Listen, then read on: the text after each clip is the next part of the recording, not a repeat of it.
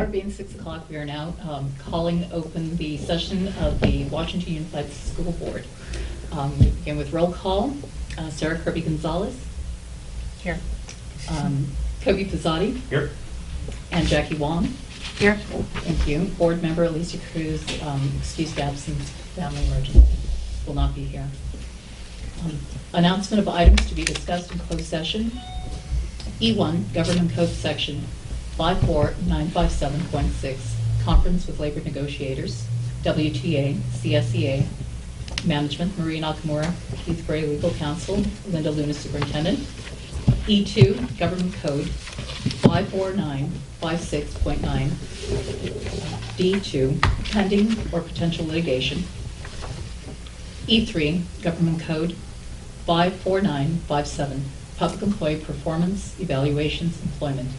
Amber Lee, Assistant Superintendent, Educational Services. Andy Parsons, Assistant Superintendent, Educational Services, and Michael Reed, Assistant Superintendent, Human Resources. E4, Government Code 54956.9.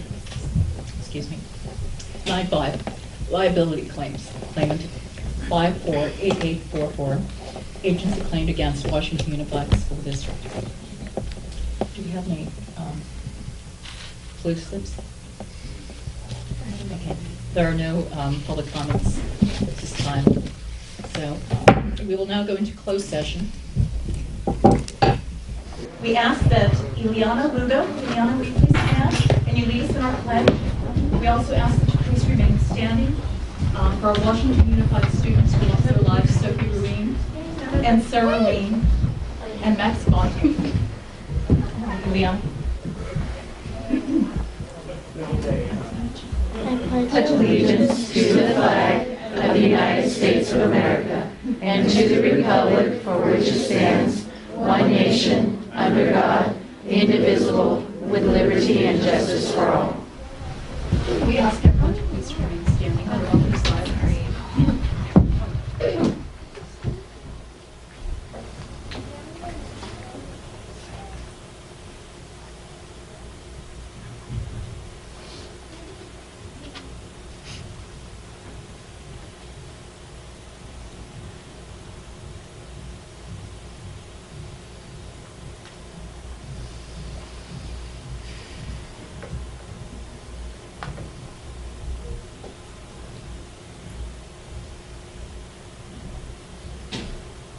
Thank you.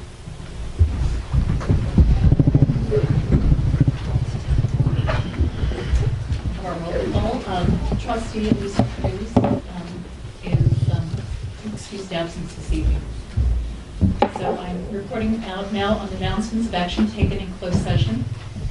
E1, direction given. E2, information received. E3, information received. And E4, action taken to deny claim number 548844 against Washington Unified School District. Motion was made by Trustee Kobe Pizzotti, seconded by Jackie Wong, and the vote was unanimous to reject the claim. So we now move to communication celebrations. It's, yeah. Oh, I'm sorry. Sorry. Move to approve the agenda. So moved. I'll second. All in favor? Aye. Let the vote reflect it was unanimous, aye. And now we've moved to communication celebrations.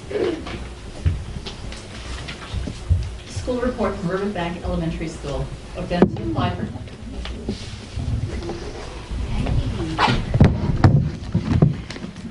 Good evening, President of the Board, Alcala, and trustees, and Superintendent Luna, and our cabinet members. Good evening and welcome. We're super excited to be here tonight to talk about nothing else that makes me more excited, but our school, Riverbank, and all the great things that are happening.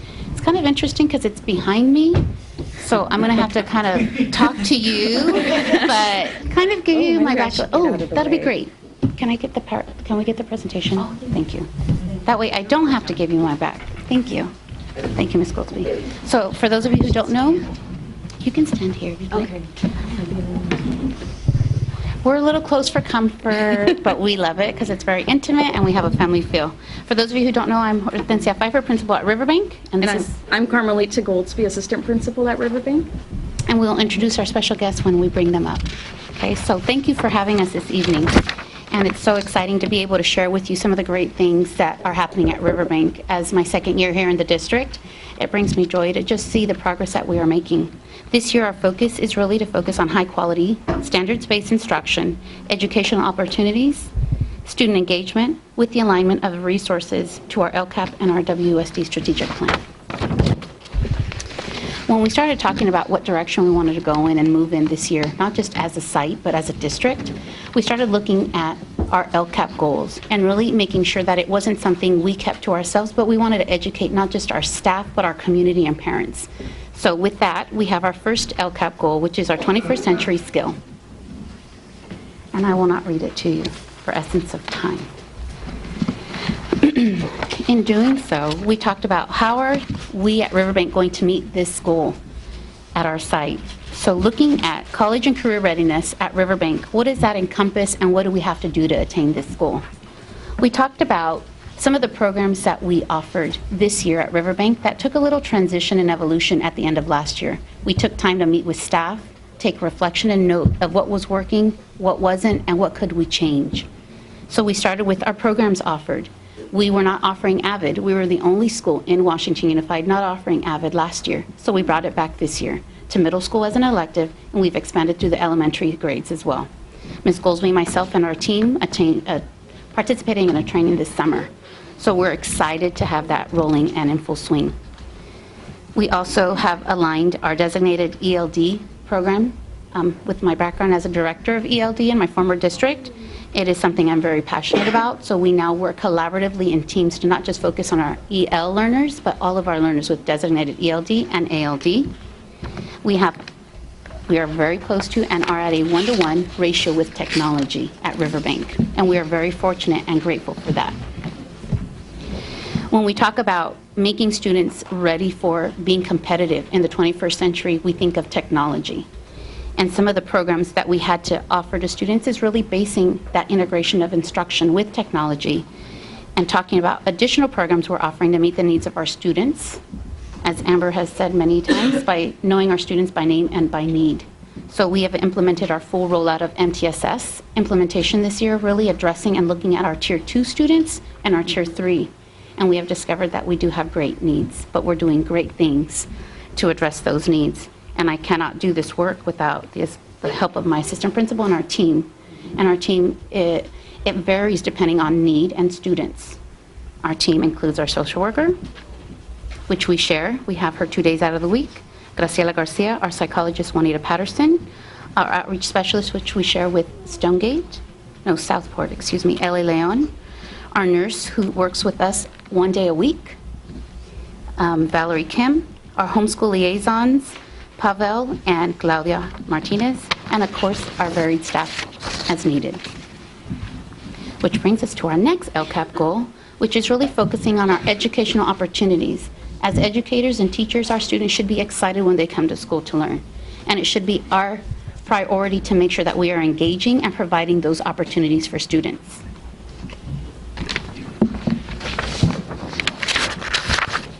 At Riverbank, we plan to meet this goal and working and striving every day to provide students with college and career-focused activities. Not just talking about college, but really walking that walk and making sure that our students are exposed to rigorous curriculum, high levels of engagement, and just ratcheting our instruction.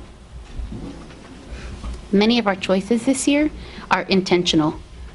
We cannot set forward or make strides toward our goals if we do not make intentional instructional choices, in the sense of our teachers are involved with professional learning, professional developments. We know that we now have set aside days throughout the calendar year to really focus on developing our skills and honing in on what I like to coin that term is we're building capacity with our teachers, our teacher leaders, and those who are a little resistant to do it, but we see that potential in every teacher on site.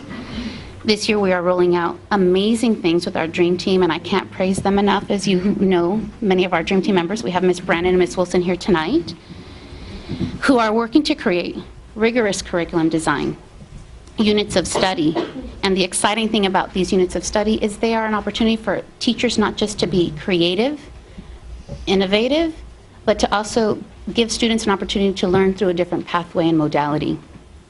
And students are engaging in rigorous curriculum designs. And we are performing or learning through lessons that guide us through that.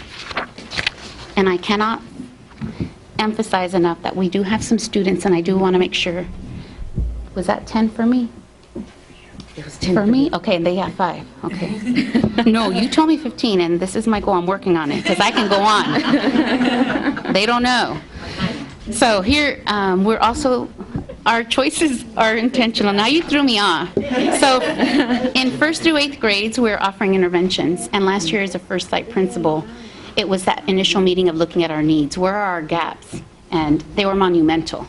So last year we implemented 14 after-school interventions with teachers willing to help and support students. This year I can say that we're offering interventions again along with our district PACE after-school intervention and building partnerships with the United Way retired teachers who are coming on our campus doing after-school support as well.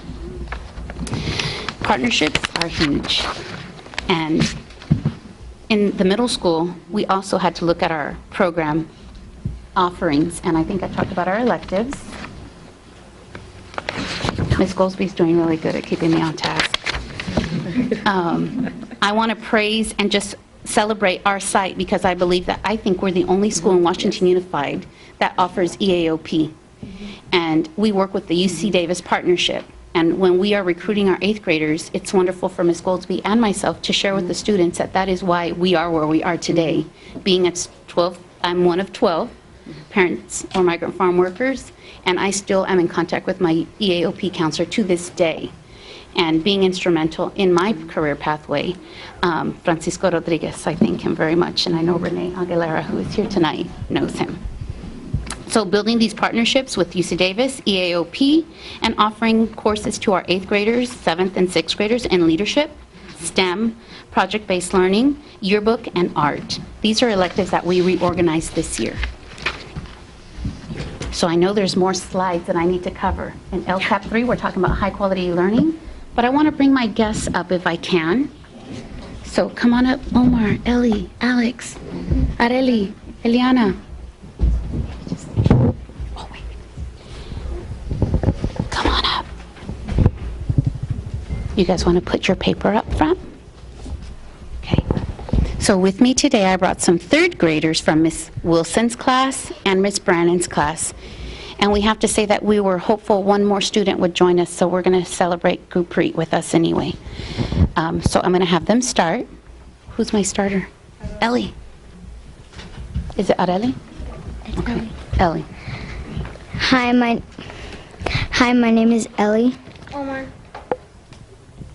Eliana. And Alex.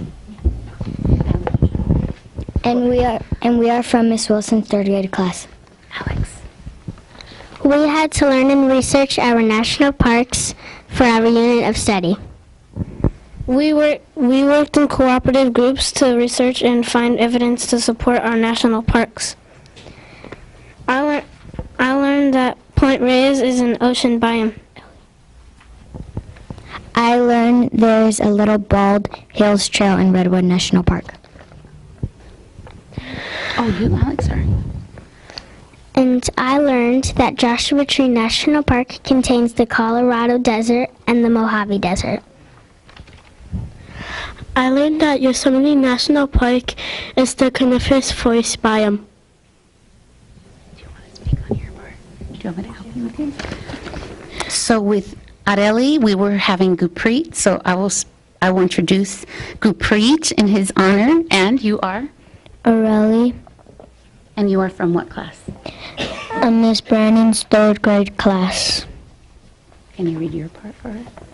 We learned to research, write, and present information. I learned there is a plant called pencil cholla growing in the Joshua Tree National Park.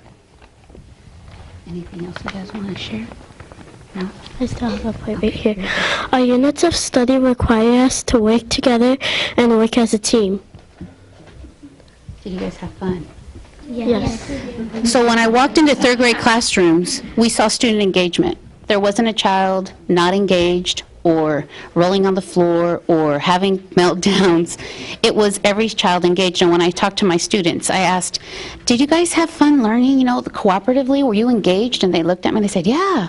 I said, you know what engaged means? Like, if you're in a group, was one person doing all the work or was it all of you? And they said, all of us. And Omar, I think, said it best. Was it fun learning? It was really fun learning. And we set up a mock, kind of a trial or representation, and I think you'll probably be privy to that video on the 26th. But both of our Dream Team members, Miss Wilson and Miss Brannon, if I can acknowledge and recognize them for being here this evening, they set up where the students had to defend the state national parks. Why should we keep them open in the state of California? So in cooperative groups, they had to research, develop academic vocabulary, technology. Did you guys read? I asked them, I said, did you guys have to read? And they said, yeah. And I said, did you have to write? Yes. I said, did you have to work together? Yes. Did you have fun? Yes. And then they created, what did you guys create? Remember your big, biome projects. Your biome projects. Then they created big displays. And as I told my teachers, whatever you need, just ask, because they will get it. So it was a process, and I think this is where education is heading and where we need to be. It needs to be engaging, and we need to be interdisciplinary with vocabulary, writing, reading, research, and presenting, and preparing our students for the 21st century. I do not want to exceed my time, but our students. Sure. No, absolutely. Who's it for? Any one of them. Okay, any one. It's a question for any one of you. I just want to know, what was your favorite part of the project? Omar? And then Ellie, what was your favorite part that you learned about or heard about? Project. I learned about Point Reyes. And what was your favorite part about it? About finding research on the computer. Ellie, do you want to chime in? Okay, go ahead. I learned about Redwood National Park, and my favorite part about it was making the project. Anybody else? Alex?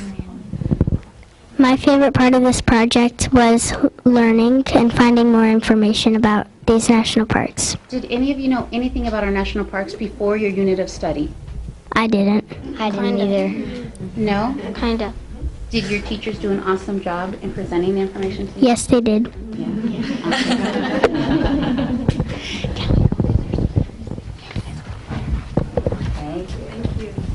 And in closing, I just want to say thank you for the time. I know I'm on a time limit. So you have the presentation. We are in the process of rebranding, so we're going to honor all of you with our new logo. Riverbank is under, as we say, new and improved. And we're in an evolution. Any of the other slides or no? No, because we're out of time. Okay. I don't want to keep you up. Is that okay? And all the teachers, and I learned a lot from the They were amazing. You'll have to, you'll see a video. It'll be presented on the 26th, and I'm sure I couldn't give a early shout out to them, but you'll see them. They'll be coming through our Assistant Superintendent of Ed Services, Amberly, and Andy. And they have their names on them. Otter Pride. Yeah. Hashtag Otter Pride. That's our hashtag, Otter Pride.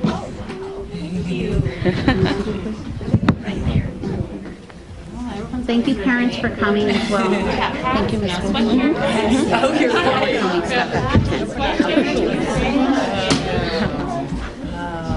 perfect. Oh, thank you for being with me. And due to our tight quarters, we won't take our group pic tonight. We'll do it another day. You'll have to come visit. We could do a photo real quick. Come right here. Let's get all the kids right here. Ileana, come over here. They're going to come take your picture. All the students come up front. Just line up right here, guys. And then Hortensia, Carmelita, if you guys want to just go around the back. Thank you. So you guys will Although we like looking at you. I want our teachers in the back. They have worked so hard to make this happen. Go on in there, guys. Yes. You get everybody? Yes. Everyone fits? All right, shirts up, smiles. Shirts up. 1, 2, 3. Hold it. Perfect. Thank you.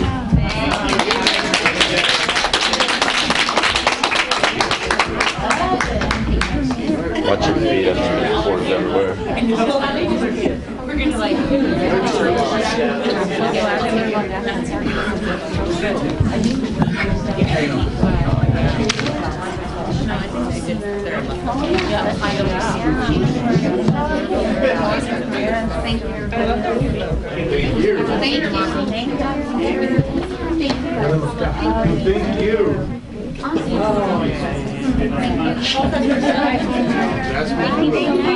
Great job. Thank you. Amber, I'd like to thank you for keeping them on time. I didn't tell this. She missed that.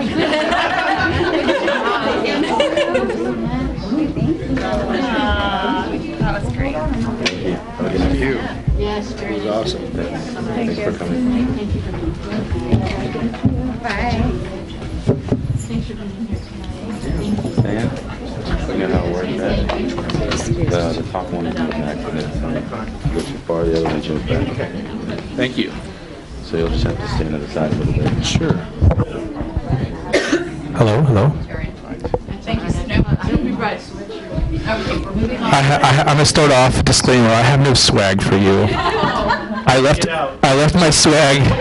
I left my swag at school. I'm sorry. Thank you. Next time. I did bring some. I did definitely bring some nice teachers and some nice kids though. So you won't be disappointed. Yeah. So we got just move on. LCAP Goal 3, high quality teaching and learning, building foundations for success at River City High School. Stan Moisich, principal of River City High School.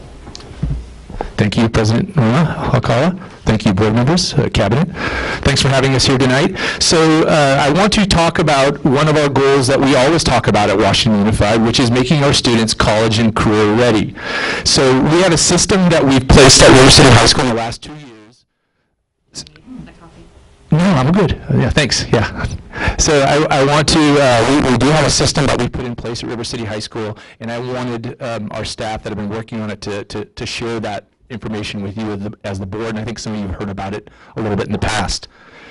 So a few years ago, 3 years ago, we had a pretty giant, enormous problem at grades 9 and 10 with a lot of students getting an F somewhere in their schedules. So that has gotten a lot better for a number of reasons. One, I think our K-8s have been doing a really good job of preparing our kids as they come in. I also think we have a lot of great staff members that have been working on this in total. But one of the reasons is also this system, and I think it's a big reason. So I want to share that with you. I think it's very important because these have gone down quite a bit, and I'll share that a little bit later. Over several years, a lot of discussions with River City staff, even going back to when I was a vice principal there, have talked about we need a class that teaches students to become learners, something that makes them understand how important education is, because that's the problem with a lot of 9th and 10th graders. They don't understand the importance of education. And so we talk about education as a choice, but truly, if you don't understand how relevant education is, it's tough to make that choice. And many people come from different backgrounds who might not have that, it may not come naturally in their household, and they may not have that information. And so I can tell you, just as a parent of kids that are of age going to college, there are a lot of things that I wish I would have done differently or talked to, and I'm an educator, and there are so many things that I wished I could have talked to them about growing up that I think could have helped them. I'm proud of them, but it definitely would have helped the process quite a bit. And if I'm feeling that way as an educator, you can only imagine how parents who may not have had as many opportunities as I have feel. So it's a really big deal. We needed something in place, and it was talked about by many staff members. We needed something that could help our students with their self-belief getting into in school, getting an education, making them more goal-oriented, having them own the responsibility of their education, and making it relevant and life-centered. So at some point, while this discussion is going on, Miss Renee Collins, your Director of Career Technical Education, comes up to me and she provides this information about an opportunity that's happening at different places around the state. And she is convincing me to, that this could be a good program for River City High School. And so we start a process of looking into that. So I do want to thank Renee for putting that to our attention. There you are, Renee. Thank you. And so the class, we set up this Building Foundations class, and it's a class that helps students with considering their careers. Something, again, I wish I would have talked more to my kids about as they were coming through. When I first started talking to my daughter about colleges and things like that, she was picking places that were close to the beach, not necessarily places that were relevant to her educational needs. And I think a lot of people look at college as an end game, but it's not. That's only a part of the ladder. That's only one step in the process. And so they don't get that picture a lot of times. And so this is, so it's about considering careers, making an informed decision on a major that is connected to a career, and connecting to post-secondary education, because there's a lot of different educational opportunities. It's not always at the university either. Lots of educational opportunities. And very importantly, highly successful skills that they need if they want to go on to higher education. We've seen this model before, and for us, this is simply one of those things, giving kids what they need. This is another system that we think helps give kids what they need. So to give you real details that are important, I've brought my team lead, Miss Marlena Schroeder. She leads the team of teachers who teach this course at River City High School. She's doing an outstanding job. Currently, those F rates that I talked about earlier for 9th and 10th graders that were hovering around 40 and 50% have been reduced to 13 and 19%. So pretty large, over double, decrease in those areas. We're very proud of that, and I've told you a little bit about that. So I'm going to bring Marlena up here to go over the program a little bit with you. She's actually brought one of her teaching colleagues, and two of them actually are here. And we have some students as well that might be able to answer questions and give you an idea about this course and how relevant it has been for them.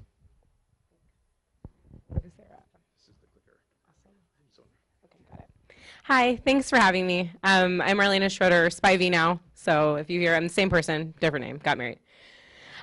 So I brought part of my team with me, and I just wanted to highlight some of the parts of this program. But I do want to say this is my 9th year in the district, and my background is in science, and I thought I was going to be a biology teacher forever. And this program presented itself, and I jumped ship, and I love it, and I'm really glad I did. So I, drank the Kool-Aid. There's 3 parts to this course that I think are really important. The first part is, who are you? And a 14-year-old thinks they know everything about themselves, but they actually have never really had time to reflect on themselves. And so we spend the first 4 chapters kind of letting them delve into who they are, talking about their values and morals and how they rank. And some students, have conflicts where they think they really care about money, but then it looks like they really care about family first. And I let them know maybe a doctor might not be your best choice. And so we really start by looking at who they are. The second part is what they want in life. What does that look like? Do you want to wake up every day and have something different? Do you want to have a 9 to 5? Do you want to have a large house in the country? So what does that look like? And they get to create all these fun things, because that's the fun part, of course. And then last, how do you get it? So if that's what you want at the end game, and the end game for them is 30, so that's literally my age. But for a 14-year-old, that's twice their life, and so they can't even imagine what 30 might even look like.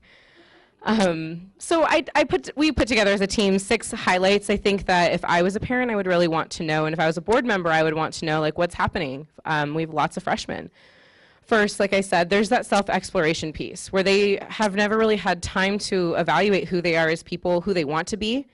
Today in class, for example, they just completed a portion where I asked them, well, when you pass, what do you want to leave behind? And they're like, and get big eyes and kind of quiet. And I'm like, that is, what do you want to leave behind as your legacy? And then, oh yeah, well, I want to teach my children. And so it kind of gets them to think at a deeper level, I think, than we normally ask a 14-year-old to. The second highlight, which I think is the best and they might think is the worst, but they learn a lot, is the budget. So after Chapter 4, they complete 3 full annual budgets, and the first one is great times, and so I tell them if they want to live that single life, and they've chosen that at 30 still, they are capped at $90,000 a year, and then $130,000 if they have chosen some other adult to live with. We call the good times the medium budget, where they have $58,000, and I chose that number, and our department chose that number because it's the average for family of 4 in West Sacramento. So it's a realistic thing that a lot of them are facing. And then the third budget is hard times, and we give them $30,000, and then they realize that that's really difficult. So it's a challenge, but I put this together because I think it's fun to look at their surprises, because they spend 4 weeks on this. That's a lot. Every day crunching numbers, and they're like, this isn't math, and I'm like, life's math, it's okay, you know. And their first surprise that they've learned is housing is expensive. They've only heard of mortgages and rent, but really, I mean, they don't know about sewage and insurance. And when we're going through all these little costs, they couldn't believe it. And so that helps. Second one's transportation, and I laugh because normally I tell them, Jada's laughing too. Jada was in my senior seminar class. She did the budget with us last semester. And I think you ended up erasing some kids too. We'll talk about that.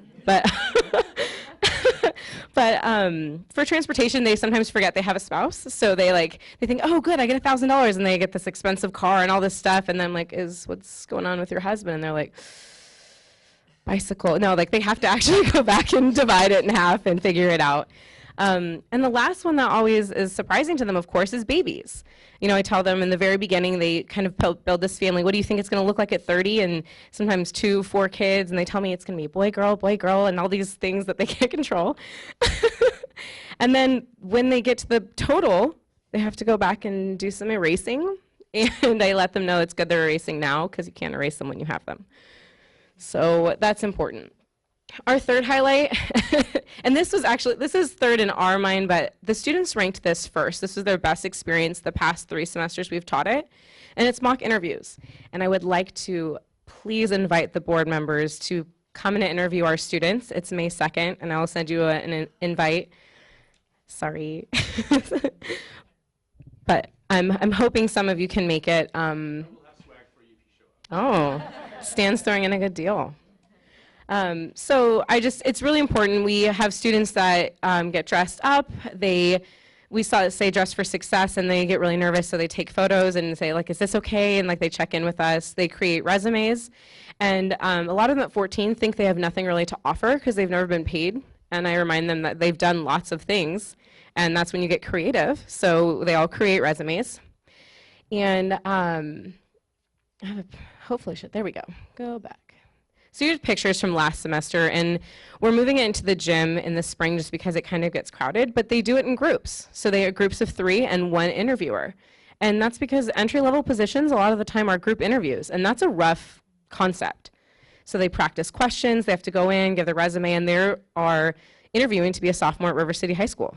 And it's a great experience for them, and they asked for another one. So I'm planning to do another one for seniors. So they kind of get 2 rounds before they get to go out in the world. I was surprised and happy that that was their favorite. Fourth, and this is actually happening next Wednesday, all day in the gym, is elective day. And so we invite all of the programs at River City, everyone, VAPA, thank you to Renee again, because she was able to get busing. So all of the culinary and farm to fork and all of the programs at Bright are going to be showcased in the gym. And that way all freshmen can go in when they're choosing classes. They don't have to choose blindly. They can actually see what the program is, meet the coordinator, meet the leader, the teacher they're going to spend the most time with. And students really find this valuable too, of course, because sometimes they don't know what the description means. Like it's written kind of in our language for adults, and they're like, "What? Okay, robots, I don't." But when they see them racing, they're like, that is what I want to do. And this was a picture of it in the gym last semester. Let's see, the 5th highlight, careers. I'm sorry, I'm trying to speed a little bit so you can get to talk to the students. But each student picks 3 careers, and they're not random. There's lots of research that's done into, in first career clusters, what do you want to get out of your career? What might that look like for you? Because a lot of students come in thinking they're going to be doctors, nurses, lawyers, or, other. And when they leave, they realize there's thousands of careers and different opportunities for all of them. And so we really spend time making sure they have 3 careers. And 3 is important because a lot of them, we let them choose one high-risk career, which would be what I call the 0.00001% opportunity. And then they can have 2 where they can solidly plan a life around it also. And that goes back to the budget. And they sometimes have to go back and fix it depending on what career they choose. And yes, definitely. We do. Actually, that's the opening. Yeah, yes, we agree. That's our first opening one. And go ahead. It's the walkthrough with the board, and so it's part of the California Career Resource Network, right? And so it's just this really engaging thing where they actually, I don't mean to take away from your No, please. but they map the workforce against careers in regions, and so that's why this is real budgeting, not a theoretical, like, I think I'm going to have this budget, but if I want to move to San Francisco, how much do I need to make? If I want to live in West Sacramento, how much I need to make? So that's awesome that you guys use that, because I've been working with them for years. Thank you I'm really glad you mentioned that, because we actually start with that, and then we move into a couple of different surveys and websites where they really get to understand. And one of their assignments is to email to people in that field. They find them on the internet. We talk about finding sources, and most of the time they email back and kind of explain their average day. And sometimes students are shocked. They're really, they think, Law and Order that's how it's going to be when they're a lawyer, and they realize it's lots of reading, and they're like, whoa, what's. So, but it's good to hear back, and thank you for saying that, because it matches them also, like you said, with the region. They think perfect, nurses make $90,000 everywhere, and I'm like, well, right, exactly. Right, definitely, so thank you. And the last one I wanted to point out, where it says career major college, this was pointed out to me at a couple of trainings, and I think it's an important concept, because I fell victim to it, where usually we choose our college because we apply to colleges, like Stan was saying, like, hey, near the beach, hook up, that's going to be great. And so we choose our college, and then we get there, and we're like, uh-oh, what's our major? And we choose our major, and by the time you graduate, you're kind of locked in. So, you kind of have to do that, whatever that is, and this course does it backwards. So we really push the student to find a career, and then what majors does that career accept, and then what, universities or places or tech schools offer those certificates or degrees required. And a lot of the time they're shocked that their first school that their mom went to doesn't have that major. And so it's really important to consider. And I think we're almost there. Articulated credit, this is awesome. I did this exact same spiel last night at back to school night. But our course is articulated, and I'm sure you've heard many courses are articulated, but students have the opportunity to earn 3 free units through Sac City. And last night I was lucky enough to have an alumni who's an older sister come back, and she had just finished taking this course and paid for it at Sac City, and then told all the parents, no, I just paid for this. And so all the parents immediately stood up and started filling out the paperwork to get it signed. So it was awesome. It worked out really well. And then Alumni Day, we are starting that this year. We didn't have it last year, so we're starting it in late May. And so 5/23, and we're getting as many alumni as we can possible to get around the gym and host their own booths for their campuses. And we will half the period have freshmen go in and half the period of seniors go in. So most of the time at that point, seniors have chosen their institution, so they'll be able to walk over and say, how does this work, because I'll be there in a few months. So it's kind of a nice balance.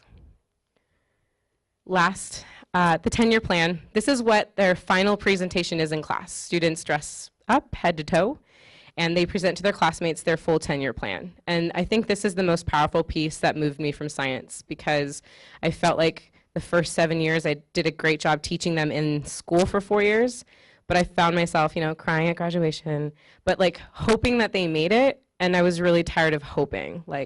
Please make it, I know I taught you about mitochondria, but don't take out that loan. But, and this really gives me solid hope that students have a 10-year plan. They know that after high school when they walk across the stage, they have somewhere to go and they have a place in the world. They know how to fight for it. And it gives them lots of resources. And what a great way to start high school, so we don't wait. And I think Jada might add something in a little bit about waiting to take the class to senior year. She opted to take this kind of course in senior seminar. So, and that's my last slide. So I'm going to bring up my students if that's okay, unless you have questions for me. All right, come on up, ladies.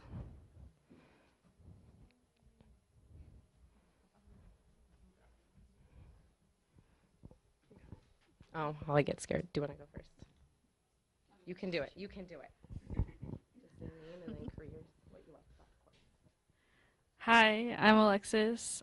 I am in her third period, yeah. And I'm taking it's this semester. And for the week or two that I've been in her class, I've realized that we are going to like cover like a lot, like our careers, our colleges. And I feel like that's important, like really important to ninth graders especially, because I didn't know any of it. Like now that I'm going into this class, I'm knowing more, even in the 2 weeks that I've been in it. Like we're gonna learn how to like pick our colleges and all that. And I didn't know any of that before. I never knew what I wanted to be. I mean, I'm still kind of fuzzy on that. But but at least I know what I could do and what I feel more comfortable doing, if that makes sense. So yeah, Hi. Hi, I'm Amelia Jose. I took her class last semester for second period, and I really liked the budget, and we actually go online and looked at houses and how much they cost. And that was really interesting. And for my favorite careers is, well, the highest career I want to do is I want to get a doctorate's degree in veterinary medicine, be a veterinarian. Second job, I want to get a bachelor's degree in biology and be a veterinarian assistant. Or I want to get a bachelor's in biology and I want to be a biologist. Hi, my name's Imi.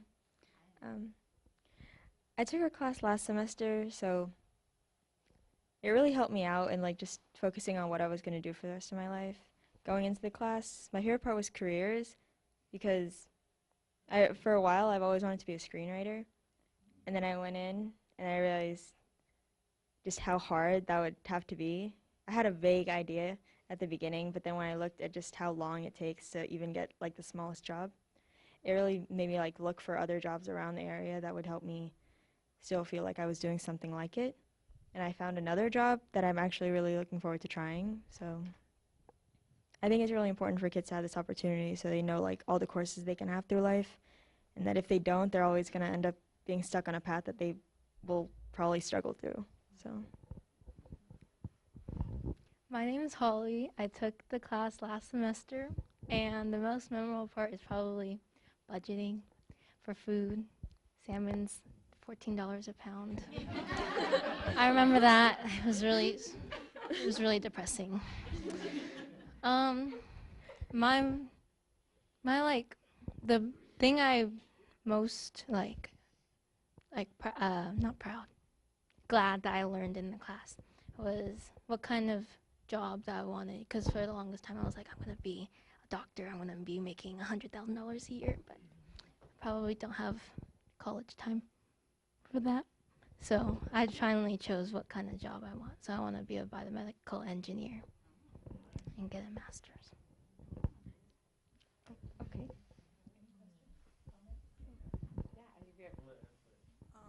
So I'm a senior, so like this is kind of different from senior seminars. Like they're pretty similar, but I mean, being in that class made me realize I wish I had it as a freshman, because it sets you up as like things you need to get done in high school. Like you could have taken all these well, I did take all the engineering classes in high school. If you wanted to be an engineer, you should have taken those classes. Or if you wanted to be in the medical career, you should have taken the the medical like intervention classes. And it just kind of like showed me like this is like things that I wanted to do and things that I didn't want to do. Like when I did the budgeting, as Ms. Schroeder brought up, I did erase kids, because at first I wanted 4 kids, you know, and I just realized, you know, kids are expensive. So kids are expensive. And then like the housing, I was like, yeah, at the time I wanted to live in San Diego, you know, with kids. It didn't work out. It just didn't. But as a senior, like it also helped me pick the school I wanted to go to, because I've automatically already picked the school. I'm going to Grand Canyon, gonna become a nurse on the fast track. But yeah, it's just like for a teacher to actually care about her students and set them up in a pathway. It's just like for any grade, not just freshman and senior, but even like sophomore to juniors. Like you can go to her anytime. So I just think that's a plus about this class. So we've had 2 grades that have had it, freshmen and now the sophomores this year, but our juniors and seniors haven't had the opportunity to take the course. It'd be nice to offer in the summer, because I've talked to a lot of kids and they're really upset that they didn't have the opportunity to take it. They're confused and they don't know what to do in life, and they would like to take the course. So it would be nice to be able to offer it. Yeah, I just wanted to say, God, I wish this class was available when I was going to school. To Principal Moises' point about his daughter, she wants to live close to the beach. I gave up a full baseball scholarship at a university in Washington to go to the #1 party school in the country. And a year later, that's right, Chico. And a year later, I consequently got kicked out of Chico for partying. So, had I known and had I had like a plan, the time it took me to graduate, I should be a doctor. And so I think this is incredibly important, and it also teaches you, the fact that childcare, you're going to have to go to work to pay off your student loan and your housing and your car and your, food and electricity and utilities. And if you have a kid into that mix, now you got to, add in childcare. For me, it was $800 a month for one kid. That's an incredibly large sum of money. That's one kid, not to mention diapers and other things. That's why I raised them. I didn't know all that. I didn't know all that until I was in my, 40s. So getting that education now is so incredibly important. And then there's only one other thing that I'll add. Every year I participate in a career day kind of discussion at Del Oro, where the students actually put together these opportunities for all the kids that are going to be juniors going into their senior year, and there'll be every different kind of professional there to speak on a certain thing. So this one class was lawyer and lobbyist. I'm a lobbyist. My sister-in-law is a lawyer. So we came in and we asked the class, how many of you are here to be lawyers? Everybody raises their hand. Okay. Then everybody wants to be a lobbyist. There was like 2 people wanted to be lobbyists. Then we gave our presentations on how long does it take to be a lawyer? How much does it cost? How many lawyers are currently in the field jobless? Then you look at how many lobbyists there are. How long does it take to be a lobbyist? How many years does it require? And then what's your salary range when you're a lobbyist?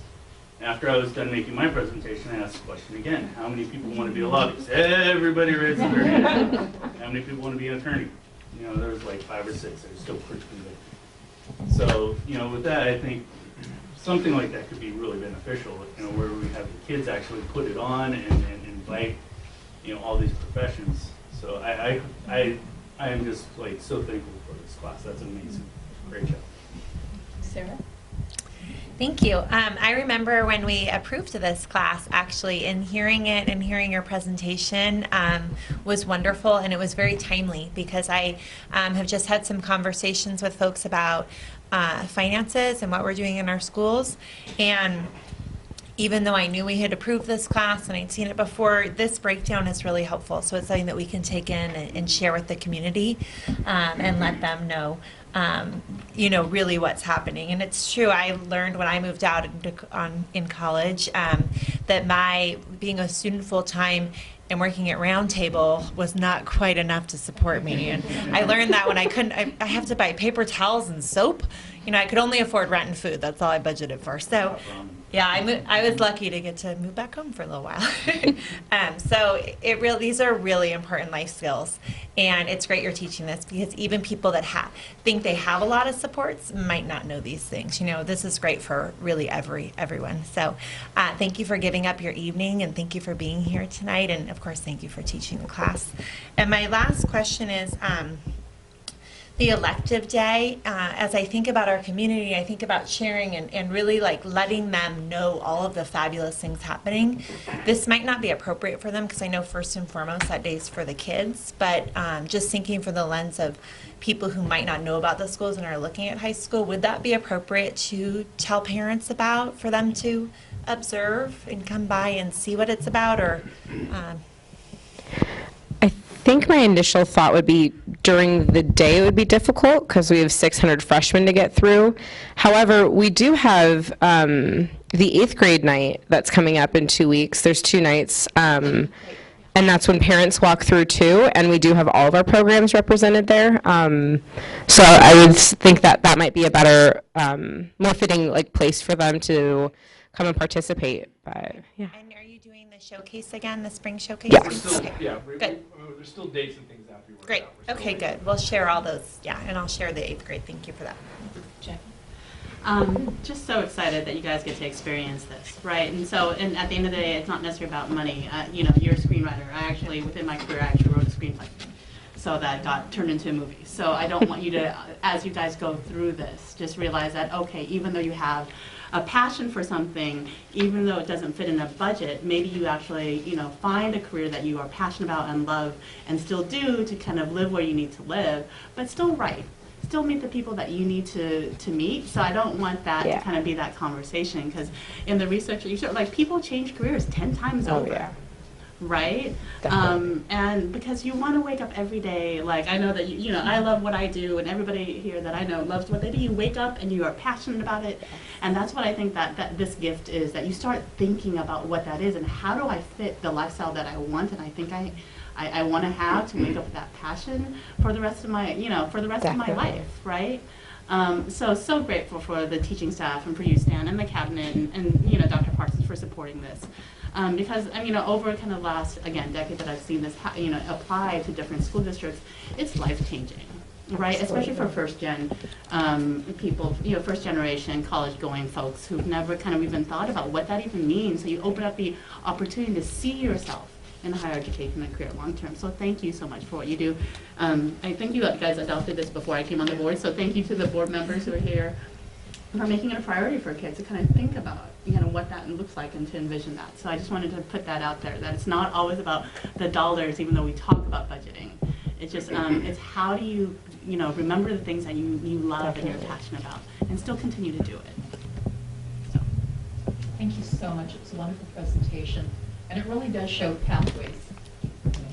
I know I've heard sometimes folks saying that young people don't know how to write a check or, you know, maintain a checking account. This goes so far beyond that. Oh, yeah.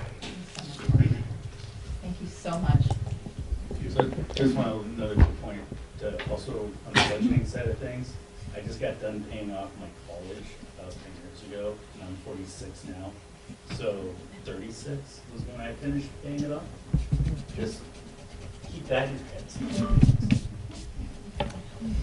Thank you. All right. Thank you so much for your time. I really appreciate it. We appreciate it.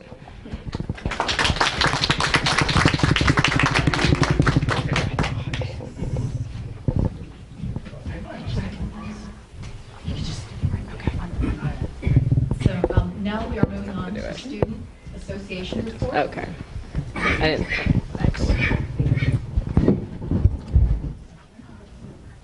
Well, hello. Student board member report, Jada Lee from River City High School. Well, hi, I'm Jada. Just get into it. So we'll start off at River City High School. Yesterday we had back to school night. It was very enjoyable. We had a lot of, oh, sorry. Got it. Okay. We had entertainment, and then like our wonderful clubs come out, and like parents, students showing parents around to each class. Also yesterday we had a senior meeting for our senior trip to pass out all the contracts and the basic info about our trip, which the seniors are very thrilled and grateful that we're able to go on our trip, which is Universal Studios, so thank you. Harry Potter World. Yeah.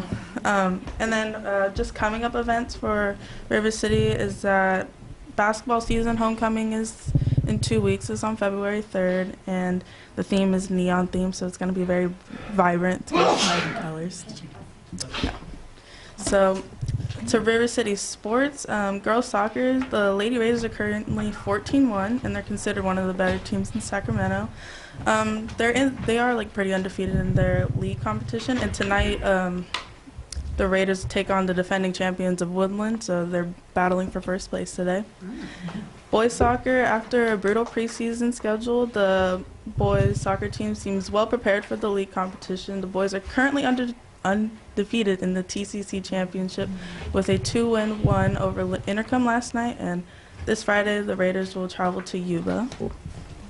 For boys basketball, the Raiders are currently in second place in the Tri-County Conference. The boys had a great road last week versus Yuba City. The Raiders are on the road for Woodland tonight, and this year the boys have shown dramatic increase over their win total from last year. Girls basketball, the Lady Raiders are currently in a 4-way tie for the Tri-County Conference. The Raiders will be looking to continue their winning ways on the road Friday versus River Valley, and the Raiders are currently 4-1 in league and 10-9 in overall. For our last sport of River City is wrestling. This year's the young team has shown continuous growth throughout the season, although it has not resulted in as many wins as the team hoped. As young men and women, they keep improving. Tonight, the Raiders wrestling teams will be honoring the seniors versus their Woodland match today. So that's for River City. And then for the elementary and middle schools, for Bridgeway before our holiday break, December 13th, the staff and students went caroling around the school. And there was a lot of teacher and student involvement. There's great pictures of like everybody just going around the school and singing. And then also this Saturday is the kindergarten registration from 9 a.m. to 10 p.m. And then moving on to Stonegate, today is their 6th through 8th grade girls basketball game, and playoffs are Monday, January 22nd. For Southport, they started doing a drop-in homework help, so like kids through 1st to 5th grade can go in Monday, Tuesday, Thursdays, and Fridays to come in and do homework help. And it's not just homework help, they can go in to study and use the Chromebooks if needed. And then for Westmore Oaks, just like before holiday, they had a holiday gift shop. It was to help students pick out the perfect gift in a reasonable price range, and that's all for today. Thank you, Judah. Great report. WTA report, Don Stalker.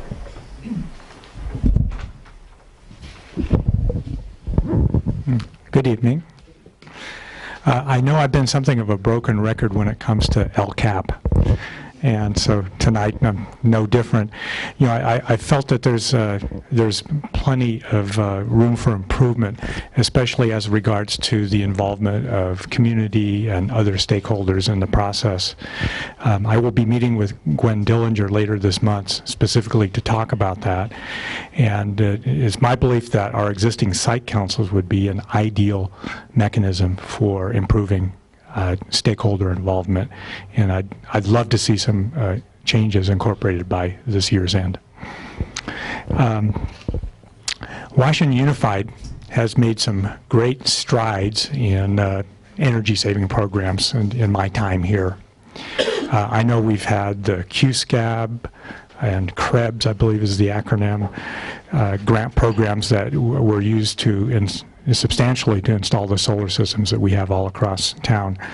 In addition, I know we've had grants from PG&E and Chevron, and we've also partnered with Synergistics to take care of some institutional behavioral ways of saving energy. All of these programs were supposed to pay for themselves. And I would like to request a report from the district on how these programs are working out and if they are indeed saving money.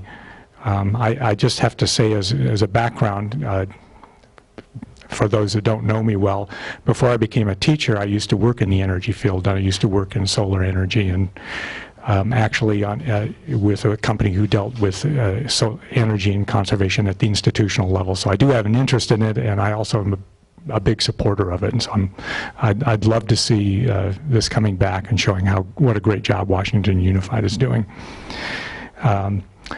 Finally, negotiating teams will be getting together at the beginning of the week. Things are still going well. But with our new negotiation process, the interest-based bargaining, they're going slowly as everybody is getting the process under control. So we'll see where it goes. And with that, thank you. CSEA report, Mr. Gondler. Daniel Gondler. Thank you.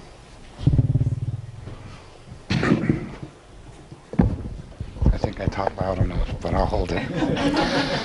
Good evening. I'm going to talk about our negotiations. Our last round was January 10th, and our next session is February 14th. Currently, we've TA'd 2 articles, and the process is going smoothly. I have a concern about an operations coordinator position. It's currently vacant. And the duties that were assigned to that position are being transferred to secretaries of that department, and it used to be the operations supervisor doing these classified positions. He's no longer here, and we have a substitute custodian, a permanent custodian, but she's subbing in the position, and this position needs to come back. The duties are here. It needs to be filled, and that's how, you know, it was November in an HR meeting that it was stated to CSEA that it was coming back. In December, I had a meeting in HR, and it was told to hit a snag with the board. What board? I don't know, but I want to know what the snag is, because again, these duties are there and the position needs to be filled. Also, we just ended our reclassification time period, so I'm hoping that we can work with the district in getting job descriptions up to date. A lot of them haven't been looked at in 10+ years, and a lot of things have changed. So that's what we're hoping for. And with that, that's my update, and you guys have a great evening. Thank you, Dan. We're now moving to public comments. At this time, members of the public may address the board on topics that are under the jurisdiction of the board and are not, I'm sorry, let me begin that again. At this time, members of the public may address the board on topics that are under the jurisdiction of the board and are not on the agenda, although the board, by law, may not take action at this meeting. The board may limit the total time for public input on any topic to 20 minutes or less. 20 minutes unless it chooses to waive the item limit for a particular item. Individual speakers may be limited to 3 minutes to comment on any topic. Public comments consisting of individual changes, complaints, or derogatory remarks about any district employee are requested to be submitted in writing to the administration in accordance with the district's complaint procedure. We do recognize that for a lot of people, commenting before the board and the audience and the people watching at home on television is a nerve-wracking experience. So to try to make that as easy as possible, we do ask that there not be any applause or booing or catcalling or any other demonstrations to maintain civil discourse here in the chambers. The board respects the rights of members of the public to speak to us regarding matters on the agenda and other matters within the jurisdiction of the board. However, it is important for the members of the public to recognize that comments regarding students other than the speaker's own children made during the public board meeting may be legally actionable as a violation of student privacy. Both state and federal law prohibit the board and others from discussing confidential student information in open session. To this end, be advised that if you reference a student's name other than your own student, you will be out of order, and your comments may not be protected by the privileges that protect public speech. You could be found liable for such comments in legal proceedings. Furthermore, it is important for the public to understand that negative or derogatory comments made against district employees or others, even those made in public board meetings, may be actionable civil defamation. As such, the board reminds the public that the district has existing board policy that allows the public to lodge a complaint against a district employee. This policy provides a comprehensive procedure for reviewing and responding to public comments. This process provides a more thorough opportunity to be heard than is allowed under the open meeting law that governs this meeting. And with that, we have 5 public comments. Okay. Cheryl Sutton. Hey, hello, hi. First of all, I want to thank the board and superintendents for supporting the culinary program. It was, when I first stepped into the position, I had a lot to learn, and it was really comforting to know that you all had nice things to say to me and supported my students and the program. So thank you for that. And I also wanted to say really quickly, the Building Foundation class has really affected culinary arts because I've seen the students who go through that class have stopped asking me about community service hours to do culinary events and instead are doing them and putting them on their resume. And then also when I articulate them with my American River College credits that they get through culinary arts, they're already in the California College system. They have their student number, and all we have to do is register them for American River College and CAPMA, which is the digital system for keeping track of who's being articulated. And I've been having 100% of my 9th graders get in there, whereas with the juniors, I have to convince them that articulation is a good thing. So just saying that I've seen it really affecting my class as well. Also, I'm really excited and proud to say that we're going to have a grand opening of the Bright Garden Cafe. I started my advanced class this semester, so all the students are coming back for their 2nd semester. We have a nice flyer here that has all our open dates and times on it. Most of our menus are set, and the students have been working really diligently to create some systems that would mimic what it's really like in the industry. And again, with the Building Foundations class, with budgeting and costing and applying culinary math, they're making connections in my class that really makes it very easy. So I brought everyone a copy if you guys would like them, but we're going to go ahead and do a grand opening on February 14th. So it'll be Valentine's Day. So maybe you want to bring a friend or someone to join us for lunch. And it'll be a grab and go style, so we won't have a menu. It'll be walk up, and you can choose an entree or a side.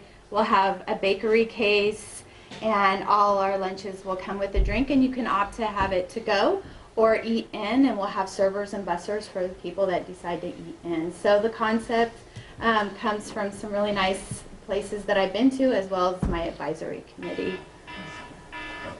Perfect. Thank you, Cheryl. So can I leave the brochures here, or who needs to put them down here?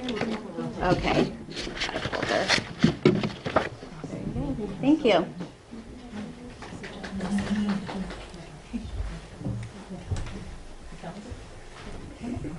Jennifer McAllison. Hello, I'm Jennifer McAllister. It's good to be here, Superintendent Luna and school board and council. Thank you so much. I'm first going to start off by telling you how proud I am of my 2 student teachers, Miss Marlena Schroeder and Mr. Don Stoffer. So apparently I did something right. So I love that. So, but of course that also makes me feel kind of old. Mature. Educated. I also teach the BFFS class, and the students mature so much through that class, and when they give their 10-year plan, it's very moving and it's inspirational. I think the kids just have a better buy-in, and just as in all their classes. So I'm really glad we have that class. It's fantastic. I love to teach it. I'm here to make some announcements. I'm also the Ag Advisor, so for Ag Science Academy, we have a fundraiser on March 1st, So everybody take out your cell phones. March 1st. At 5:30 at Bright, we're going to have a spaghetti feed, and it includes a salad, a breadstick, and a soft drink or a drink. And my FFA students will be serving it and cooking it and all that good stuff. So it's a fundraiser to help for senior scholarships, also to help for field trips, and for the awards night. Our FFA awards night is going to be May 10th. At 5:30 at Bright also. So May 10th, 5:30 at Bright is our FFA Awards night. You're all invited. Okay, so we do need RSVP, so make sure we have enough food. So that was it. Those are my announcements. The kids are happy. We're doing really good stuff. We have our greenhouse. We're going to get the aquaponics unit up and running this term. The kids are rocking and rolling. They're happy. They're productive. And I'm just really enthusiastic about our agriculture program and working at Bright. Love it, love the people I work with, love the students I work with. So thank you for hiring me 22 years ago. Thank you. David Weller.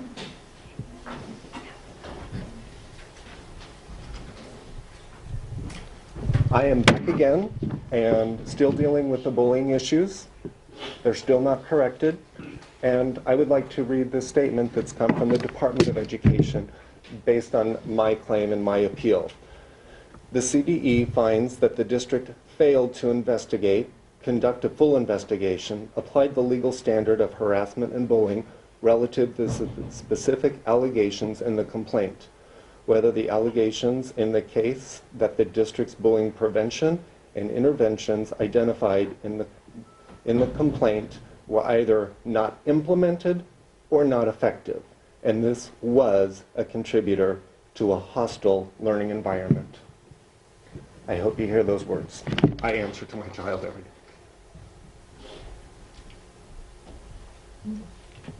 Renee Aguilera. Hello, I passed around some flyers. President, board members, superintendent. My name is Renee Aguilera, and I'm the founder of the 18th Annual Cesar Chavez Youth Leadership Conference, being hosted in partnership with the University of California, Davis on Saturday, March 10th at UC Davis, my alma mater. We're here to ask for your support for the following. Announce the conference at all schools, especially middle schools, because we're looking for 7th and 8th graders because we have a middle school track, and assist students to register for free online as quickly as possible. Last year we had 2,500 people attend, and this is 5 pages from probably 10 counties. I want to leave this with the superintendent, and of course River City and Stan brought a bus. If we could get 2 buses there, that would really go good with the programs that they talked about today regarding college and career readiness. We also would like for the district to assign individual school contacts who can ensure student registration and communicate with conference planning staff as needed. Plus, we would like to make transportation, we would like for your district to make transportation to UC Davis available in vans and private cars. Parents are invited to this conference. Of course, a middle school track and a high school track. Again, we had 2,500 students there, and we need to get more students from this district there because this is the closest district to UC Davis. We also ask that you include funding in your annual budget for this conference. I'm from Roseville, and we include $5,000 in our LCAP to send 5 buses as a continuing commitment to and as an investment in your students and your communities. This is our 18th year doing the conference. We're very proud of that. Again, in 2015, we had 2,500 students attend and many parents and community leaders such as yourself in this room. This was in large part to committed school boards and staff that are in this room as well. We are asking for your continued investment in your students and your community. Also, we want to address at this conference workshops on UC and CSU admission requirements, on community college enrollment process, and on financial aid resources. And of course, we have over 40 careers there. Vet Med, the hard sciences, biological science, computer science. As you know, UC Davis is very well known for law. All of the role models that are there probably make close to $100,000 or more, and they want to talk to your kids about making real money and possibly having a career in these areas. Of course, we have muralists. Of course, we have doctors. We have nurses. We have military. Anything you want. This year's conference has a STEM focus, and of course, the college fair will also be there. UC Berkeley, all the UCs, all the CSU campuses, and other private colleges. So I would like to I would like to have the superintendent get in touch with one of us, and without saying, you're especially invited to attend the conference. Thank you. So now we will move to board comments. Board member Sarah Gonzalez. Okay, yes, thank you. First, I'll say that yesterday we were at, attended a town hall meeting with our local assembly member, McCarty, and somebody asked about school lunches and school lunch waste, and I had made the point that there are health code reasons that we can't let food leave a cafeteria, and when I went home to really search that so I could write his staff back about that, I realized I incorrectly spoke. So I wanted to correct myself for the record here because, and then give a heads up maybe to our staff, because I just saw there's a new law that went into effect January 1st, which is why I think maybe a lot of people don't yet know about it. And it's SB 577, and it says that we can now donate any of our food that so it can leave the cafeteria now. So we've had boxes where kids can put bags of carrots, say they don't finish eating, and somebody else might be able to grab it and take it. But I know when I had asked, say, my daughter, who they eat lunch very early because of constraints with getting to the cafeteria, could take an empty lunch box, fill it up if she wasn't able to eat and leave, and we couldn't do that because of health code. So maybe now we can. So something for us to all look at. And I just wanted to correct that, and I'm excited that now we can start looking into our food waste and hopefully giving that food to families to be used wisely. I also attended the James Marshall preschool had an evening for families to get to know a little bit about the programs in West Sacramento, and so I appreciate Assistant Superintendent Amber Lee was there as well, and we had our principal from Southport Elementary School and a teacher as well, and it was a really nice evening. Parents asked really good questions. Quite a few parents in the room had students in Washington Unified, so they're good resources as well, but it showed us, I think, the need to really get the word out to our families and community when they're interested in where to go for school. And so in the future, looking at maybe even hosting our own event for families to come and hear from principals, I think is something to think about. But it was a great evening. And I wanted to thank Don Stauffer attended, as did our Assistant Superintendent Mike Reed. We went to San Juan and we visited and saw what they were doing for the system of professional growth. And so San Juan is doing some really interesting things around evaluation, and you know, it's a really heavy lift when you look at evaluation. It takes a lot of time and it takes money and support. But it was really impressive to see what they were doing there and how that they were really creating a system of evaluation that is supporting everyone in their continual growth. And so it was great to get to see that. And I hope for more conversations in the future around those areas. And I wanted to share, we did a moment of silence at the beginning of this evening, and the opportunity to get to learn more about Sophia and Sarah and what amazing young girls they were, Girl Scouts and activists, and everyone that spoke of them just shared really incredible stories about how they would see a problem and they would figure out how to fix it, whether it was their community and wanting to have you know, better opportunities for play, or whether it was helping run a sock drive. And so what incredible young girls that they were, and I have just really want to thank all of the staff that has supported the teachers and the students through this really difficult and challenging time. Board member and clerk, Cody Pizzati. So I too want to echo some of Sarah's comments about Sarah and Sophia. I went to the vigil at Westmore Oaks with hundreds of our community members, and I gotta say it's always so impressive how our community rallies around tragedy. It's really it's really hurting to think about how loved every single child is in this community. And we try to rationalize irrational actions, and there's no way to do it.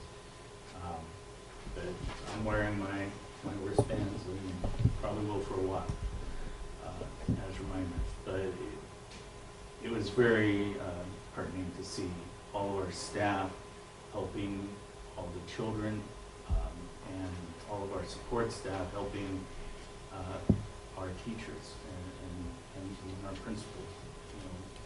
Everybody there knew the kids and were affected by this tragedy. So great job, team. Jerry, your team did a tremendous job, and you should be commended for that. So thank you. Let's see, I also attended the West Sacramento Chamber of Commerce Awards Banquet this past, about a week ago, change. And it was great to see, some of our businesses and our leaders and our volunteers in this community get recognized. It was really great to see Lenice and Twee from Lenice's Cafe get Business of the Year. If you're in Southport, like Jackie and Sarah and I are, that's like the happening spot to be. I mean, like any type of coffee or meeting that you want to have, that's where I always go. And they've really turned that place into the place to hang out in the Southport area. So congratulations. North side. Yeah, that's right. But congratulations to them. They really deserve credit for that. And congratulations to Marty Swingill for all the work he did. Anyway, I know there's a lot more that I'm missing, but Trustee Wong was there as well as Superintendent Luna and Yorgos and I. So it was really great to see everybody there and see some community members get recognized for their hard work and dedication. And then last night, the reason why I wasn't at the event with Assemblymember McCarty was the union that I represent conducted interviews for Governor and Attorney General. So we had Lieutenant Governor Gavin Newsom there, State Treasurer John Chung, and former Mayor of Los Angeles, Antonio Villalcosa, as well as Attorney General Javier Becerra and Insurance Commissioner Dave Jones attend. And it was really interesting when we interviewed, we're not talking, my union is psychiatric nurses. One of their main talking points was, even though you're talking to your audience of psychiatric nurses, you're talking about, they all to a person hit on the topic of education and how important it is. And one of the tipping points for us in our decision was the commitment to fully fund schools. And that was something that we felt was very important. Because the pipeline to psychiatric nurses starts in our high schools. So we felt like it was very important that we heard some things about funding adequately, not to the bare minimums, which we've been doing for far too long. So yeah, we made our decision, and can't comment on who it is yet, but we were able to at least get FaceTime for an hour with each of the candidates. So that's it. Vice President Jackie Wong. Thank you. wanted to welcome Ruth to our team. So I know that we actually haven't. This is our first meeting of the year, so happy New Year. I think it was mixed emotions that we actually started off with during your vacation time, planning a memorial, right, of the Ryan sisters, and it's the second tragedy in 4 months. And your team's been amazing, and our team's been amazing, and I don't want to cry. But I think that this is, I mean, to Kobe and Sarah's point, is like these were wonderful children, and we have such a special community here. And I actually brought it up last night at the town hall. What is it at the state level? What is the funding? What is it? How could we see this? How could we present this and prevent this? We as teachers, as school communities, we love and care and fold them into our lives. And twice in 4 months, like what can, you know, what the question out there was, what at the state level can you do to help fund services and innovate fund services into our schools? Whether that be partnerships with city, county, or whatever, to prevent this, because we're reacting. And I'm tired, and we're tired. It's gotta stop. Right, we gotta figure out with our partners how to address it. So I don't mean to cry, but I think it's just touched us and our community in such a deep way. And I appreciate everybody, and just if we can kind of think about, and I know that Clerk Pizzotti had mentioned that, you know, a couple weeks ago, like how do we better serve our kids, right? When we talk about psych techs or whatnot. And other than that, I'm just really excited about this new year, otherwise of other things that we have planned. And we are, I mean, the presentations are always really wonderful, and I just can't thank you all enough in terms of cabinet and leadership. What you all do when we don't see you here, it's amazing. And our principals and our teachers, you guys do so much,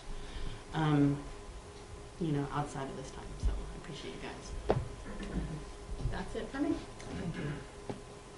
Well, I want to begin by thanking my fellow board members for giving me this opportunity to serve as board president this year.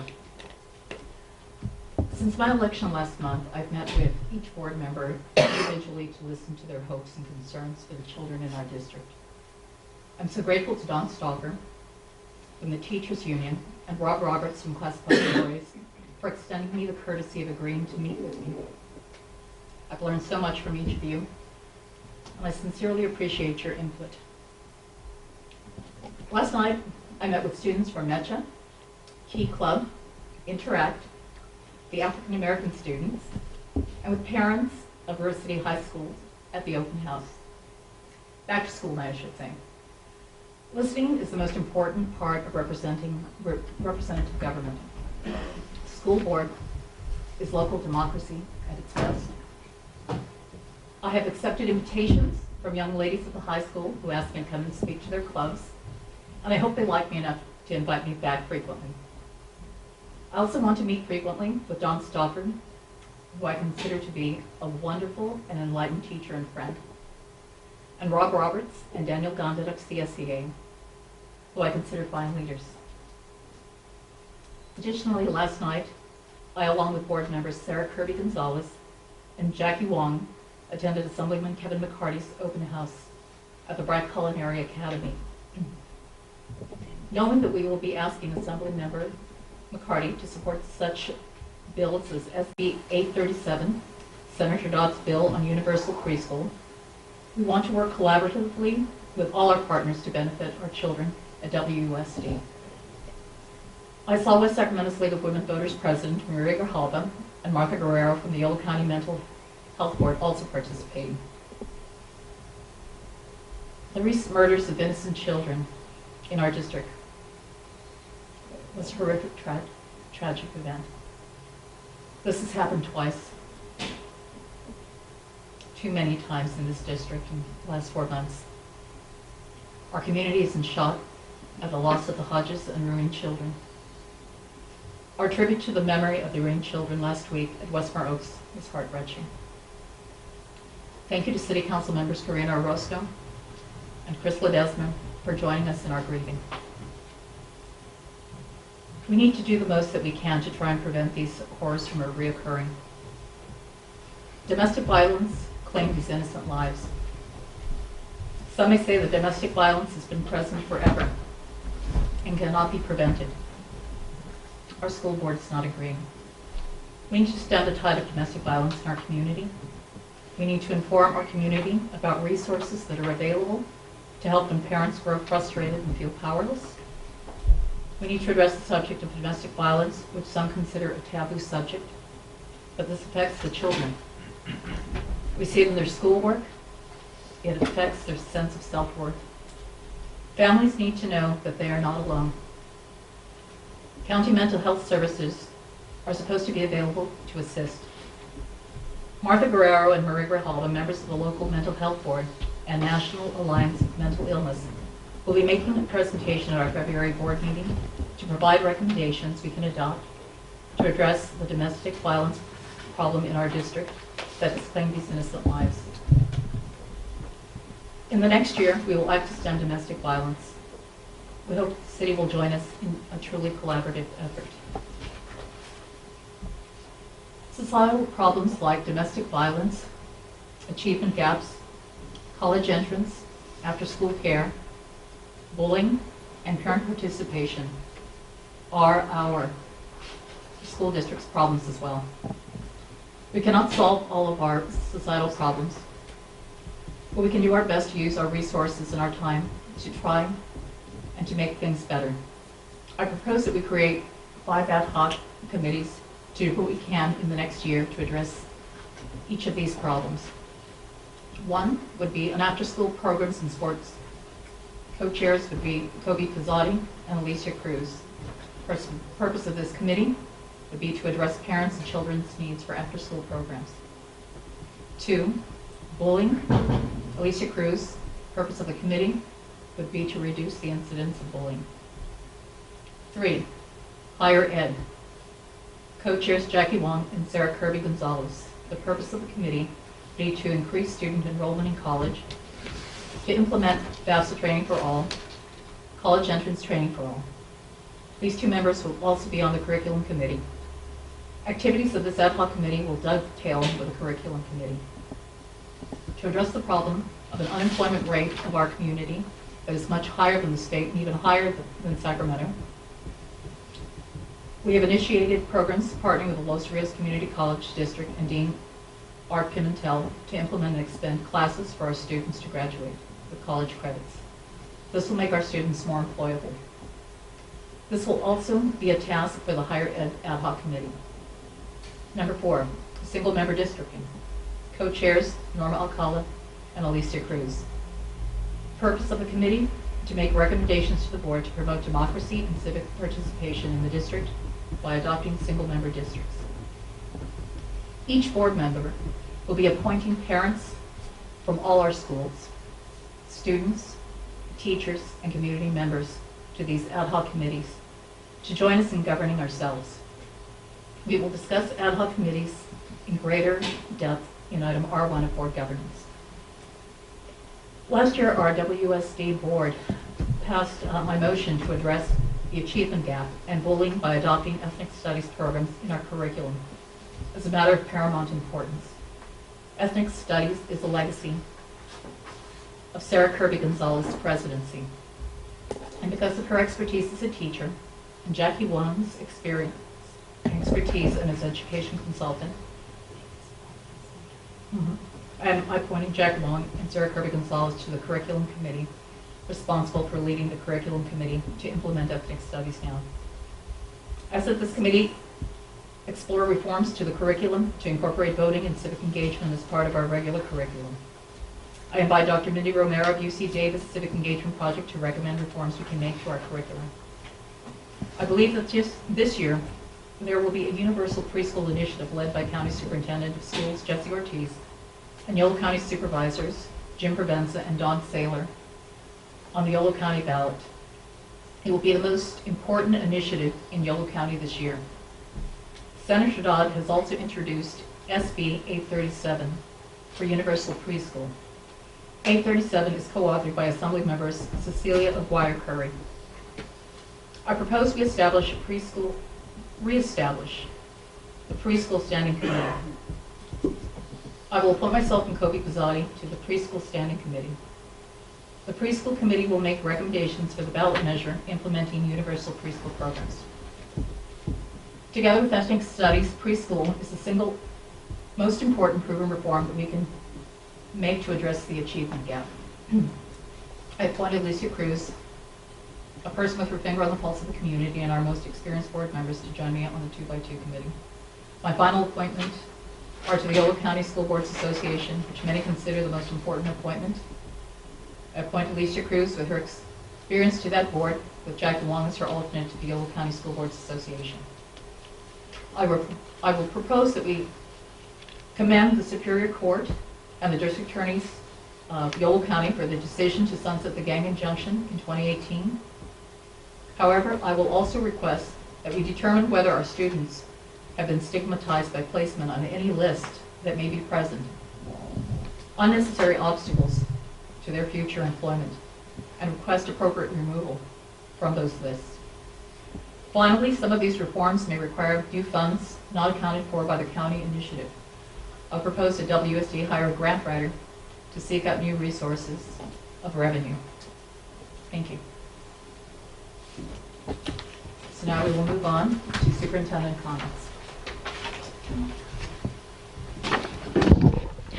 Good evening, President Alcala, Board of Trustees, Cabinet members, staff, and guests. Before I move to my first slide here, I want to thank Mr. Aguilera for being here and for every year embracing our students. We just wanted to mention that we started advertising this and sending it out to our constant contact in December, and we will continue doing so and really flood the gates on this because we want our students to be present. So thank you for being here. Also wanted to welcome aboard Ruth Pagano-Trun, I believe is the last name. So Ruth is our new administrative assistant to our superintendent's office, and we welcome her with open arms and are very glad to have her join our team. So first I'll begin my update here by saying Happy New Year and welcome back. We had a really wonderful first Friday back from school by gathering in front of all of our school sites. Want to thank our partners, WSTA, Don Stoffer, and CSEA, and I think you may have some swag in front of you, or we'll get you the swag where we handed out pencils, welcoming everybody back with all of our organizations on there because we want our families to know we all work together on behalf of their students. So Happy New Year and welcome back. I also would be remiss if I did not mention the lives of our beautiful angels that are no longer here. Each of those flowers represents one of our students that we have lost in this school year. We remember Calvin and Julie Hodges. We remember Sophia and Sarah Ruin. And we remember Max Mata. We remember them today, but the most important thing is that we will never forget. And so I just wanted to make sure that we mention that. I saw on one of my social media posts a reminder also of where I went to elementary school at Cleveland School back in Stockton, and the horrific tragedy that happened there. It was the first mass school shooting in our nation. And that was my school. That's where I went to school. And so, you know, it is bigger than a school district's concern. It is our entire society's concern. And it also is a statement that school isn't just about school anymore. School is about life. And our teachers and our staff of our school districts do an incredible job, not only on the academic part, but about life and embracing the children and being the models for our children and how to be resilient through these really difficult times that are happening in our society. I want you to know that we've talked a lot about support that goes to any crisis or any incident that happens that affects our children. I wanted to give you a little snapshot because being on these campuses on the next morning of a crisis is heart-wrenching. I have gone through 2 here in the past 4 months, and it is very difficult to get through that morning. The support services that we have for our staff and our children are amazing here in Washington Unified. It's a collaboration of our county, of our city, and our incredible staff, and the board's decision to invest in the support and mental health care of our children and families. At Westmore Oaks the next morning, the first morning, upon returning to school after hearing the loss of the 2 children, we have our Chaplain Services, and I won't say little Sophie. I have a little Sophie at home. This is big Sophie. And Sophie here is what we call a therapy dog. And the dog was amazing. This is the 4th grade classroom that lost their student, their colleague, their peer. And Sophie in the classroom was amazing. Gave a lot of love and gave a lot of just care by just being present. This is part of our support services and partnership with our county and our city. We have to give a shout out to this amazing team. This amazing team, I'm blown away. They know what happens in this city. They know what happens to our families. And before I even have to give any guidance, it's already done.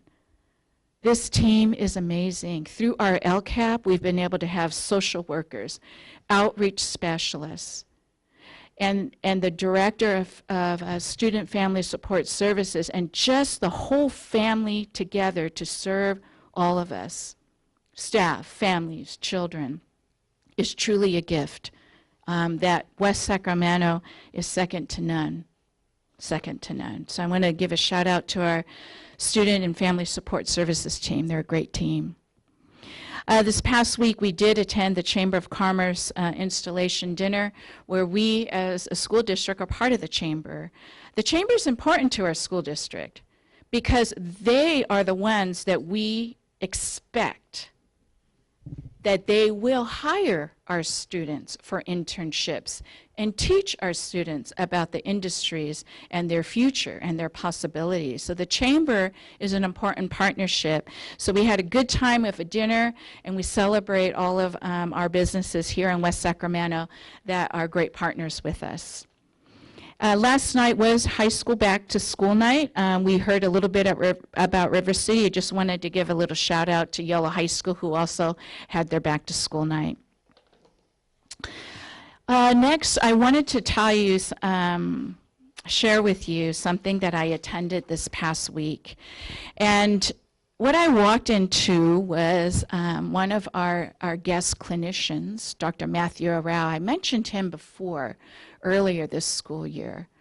He's a clinician that actually originally came to work only with our band students at River City High School. And what happened was when I went to go and see him work with the students of the band program, I was blown away because his slides to the band kids about leadership, student leadership, citizenship, were about the same slides that I was using in leadership for our theme this year about growth mindsets and how to build capacity within ourselves and within our organization. So we invited him. Principal Moisich saw him also and said, no, you got to come. You got to come and talk to more students than just the band kids. And he did. He came this past week, and what he focused on was building capacity within our students. Now, we've been working on building capacity in our adults, in our staff. But he was actually talking to over 600 different high school students at River City High School that were chosen to attend Dr. Arau's training because they lead in a program at River City High School. And here were some of the student leadership programs that they came from. Link Crew. Link Crew, we know, is a great program. That's when juniors and seniors adopt freshmen, incoming freshmen, and mentor them throughout that whole transition year coming into high school. We had ROTC there. When my ROTC teacher and leader says, this is great stuff. I'm in here. This is really great stuff. I need to be doing this with my kids. We had all different levels of leadership. You could see we had the VAPA kids there at all different levels.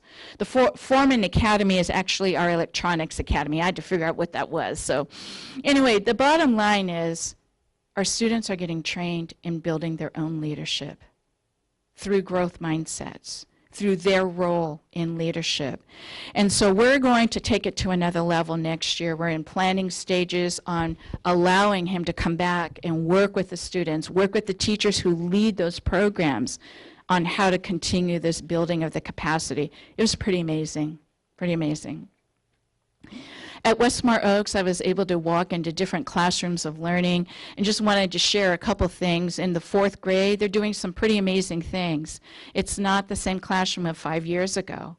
These classrooms, this particular one was using the computer, so they're using their Chromebooks specifically for summarizing and putting out their learning by making brochures of their learning. So this happened to be 4th grade in history. You'll also see it's just not about technology. They're also still doing other kinds of projects using writing and art and other creative ways of showing what they've learned, and this is in the area of science. So there's different ways, and we're moving away from worksheets of choosing A, B, C, D, or just making check marks. They're truly showing their learning. Here's some others, 4th grade kids. They were kind of challenged in this because they were in groups and they were working on comprehension, which is what our Common Core really calls for. And they were unpacking sentences and trying to figure out meaning and talking about it, underlining, touching the text. That's all the good things that are happening. And this is just one classroom. Also walked into the VAPA theater class, which was probably the fun part of my day at that. So we have our VAPA theater teacher there, and the students were doing some pretty amazing movements and just improvisation and expression along with the teacher and learning some great academic vocabulary in this area. So that's what's going on at Westmore Oaks. Pretty amazing learning experiences. So now I'm going to talk about something else I attended this week, and that was the governor's budget. And so I just wanted to give you just some bullets to keep in mind. Because we're going to hear lots of things on TV. We're going to read lots of newspaper headings and articles about the budget. And so in a nutshell, really the interest for me tonight is how is the governor's projected his proposal going to affect education. So the important thing for the board to really realize is that first arrow, is that our funding gap will be fully funded this year. Now that's a good thing. The good thing is that he did reach his goal, and 2 years early at that. So the gap funding will be completed this year. So what I want to also help us remember is that the funding level, the completion of this gap funding, remember, is funding of 2008. So when I was thinking about that, I think what's important for our families and our community to understand about funding to education is this: 2008. Well, what's changed since 2008? The first thing that's changed for education is that we have different standards. We are no longer in the California standards. We are now in Common Core standards, which call for different learning, different resources. We are now in different assessments. We are no longer doing A, B, C, D choices. We are now doing assessments on computers, which means that school districts have had to increase their infrastructure, change their facilities, and purchase, beyond purchase, all of these technology resources. The third thing is that our curriculum has changed quite a bit. We now use a lot of technology, and we use a lot of the internet to do research. You heard today the high school kids are doing research, but I promise you, first grade, I showed slides earlier this year of first grade students doing research of oceans and life in the ocean. So everybody is doing research and using the technology.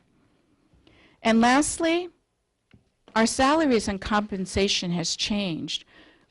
Even though our funding to education changed dramatically after 2008, our salaries and compensation across the state did not stand still.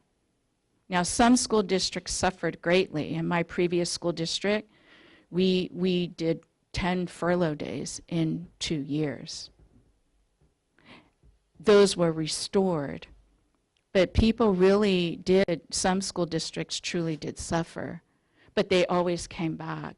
But if you look at salaries and compensation from 2008 across the state, the salaries never stayed the same. And so things have changed. So even though funding is the same for 2008, we can't expect that our salaries would be that. So what does this mean for us in the governor's proposed budget? The first thing is that California continues to be in the bottom 15th percentile of funding to education in our nation. And that's a huge thing because we're being compared to the other states. So the inequity of funding and the inequity of investment in our state to education, no matter who's in charge, the bottom line is that the investment to education is not the same, and we continue to be in the bottom 15th. The second thing is that while it is good that our funding gap is completed this year, that means that in the next 2 years, we're going to feel for the first time since the LCFF model has come in, for the first time we're going to feel not a big chunk of money being sustained in our base funding. The only funding that is projected after this year is going back to COLA. And they're projecting an average of a 2% COLA increase. But what we need to remember is that in school districts, the average increase each year of step and column, of health costs, of services costs, of special education, mental health, all of those kinds of increases each year is an average of 4%. So you see, we're already starting a gap. The next thing that it means for us is that the state has not identified any funding to address our increased obligation to pensions. So this is a state pension program. And in these past years, the surprise to school districts is that it is now the school district's responsibility to take on more of these costs. That is not going away. That's not going away, and the state is not assigning any money to address that. So school districts have to take that state program, responsibility and obligation, out of our local control funds, which is meant for our children. And the last thing is that there's no additional funding to address the increased services. Well, then across the nation, there are increased identifications for special needs, increases to needs for mental health services, increases of need for home to school transportation costs. The state is not going to address any of those increases or match it.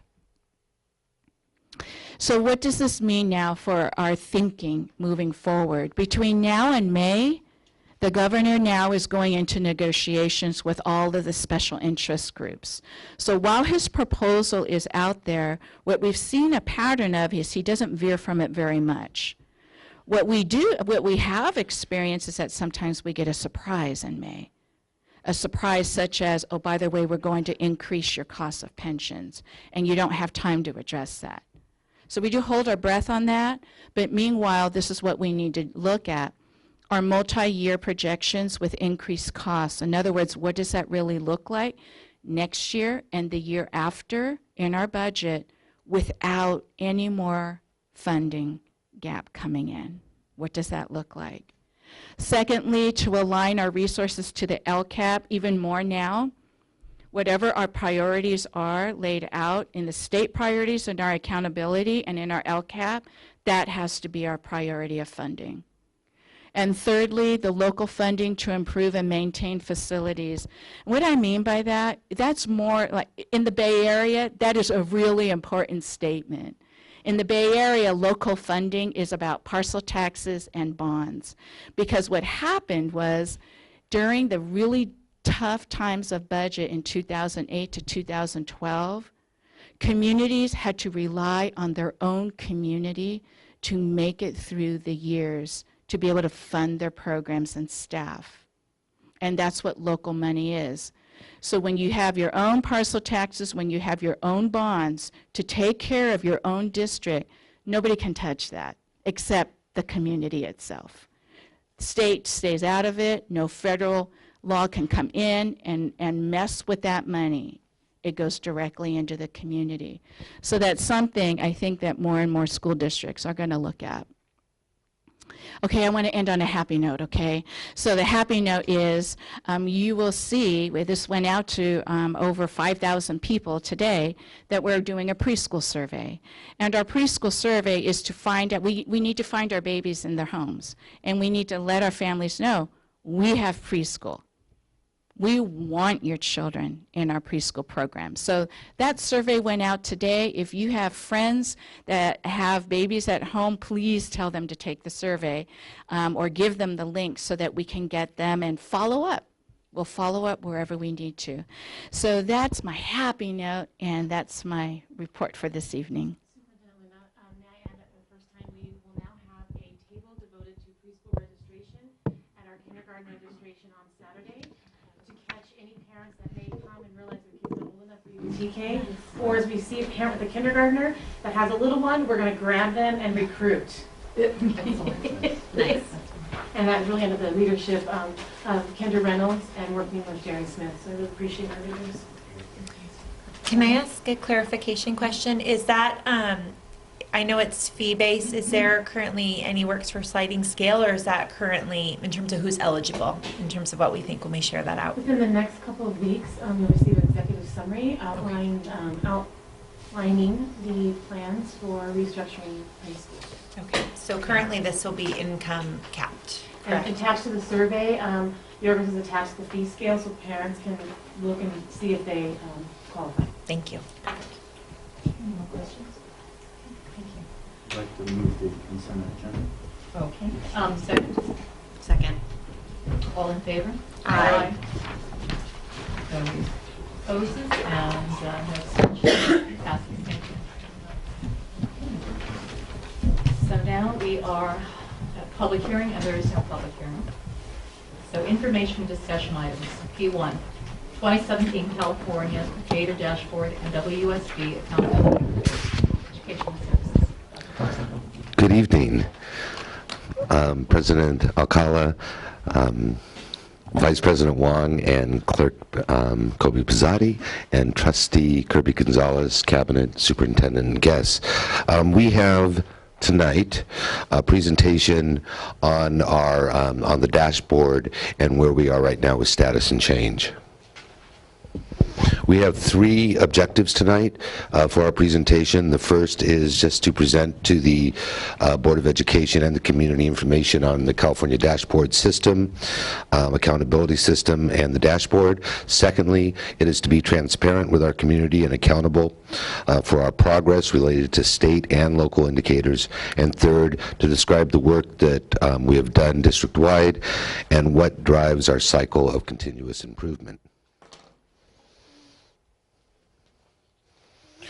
As the board knows, just to recap, we did have a board study session where we went much more in depth with student subgroups and our schools.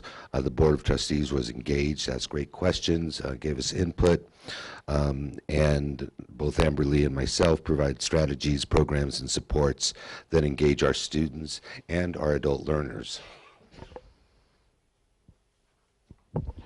Getting to know the California School dashboard, also attached to the agenda, is CDE's explanation. And really, they've done a great job in explaining it. But this is an online tool designed to help communities across the state with important information on K through 12 school districts. The dashboard is just one step in a series of changes that have raised the bar with student learning, transformed our testing system, and increased the focus on equity.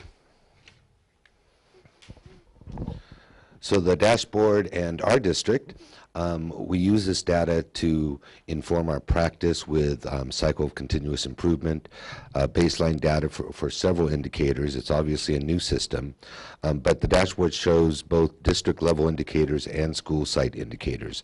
It's multiple measures versus the single academic indicator that we used to have in the CST era with the API score and things of that nature.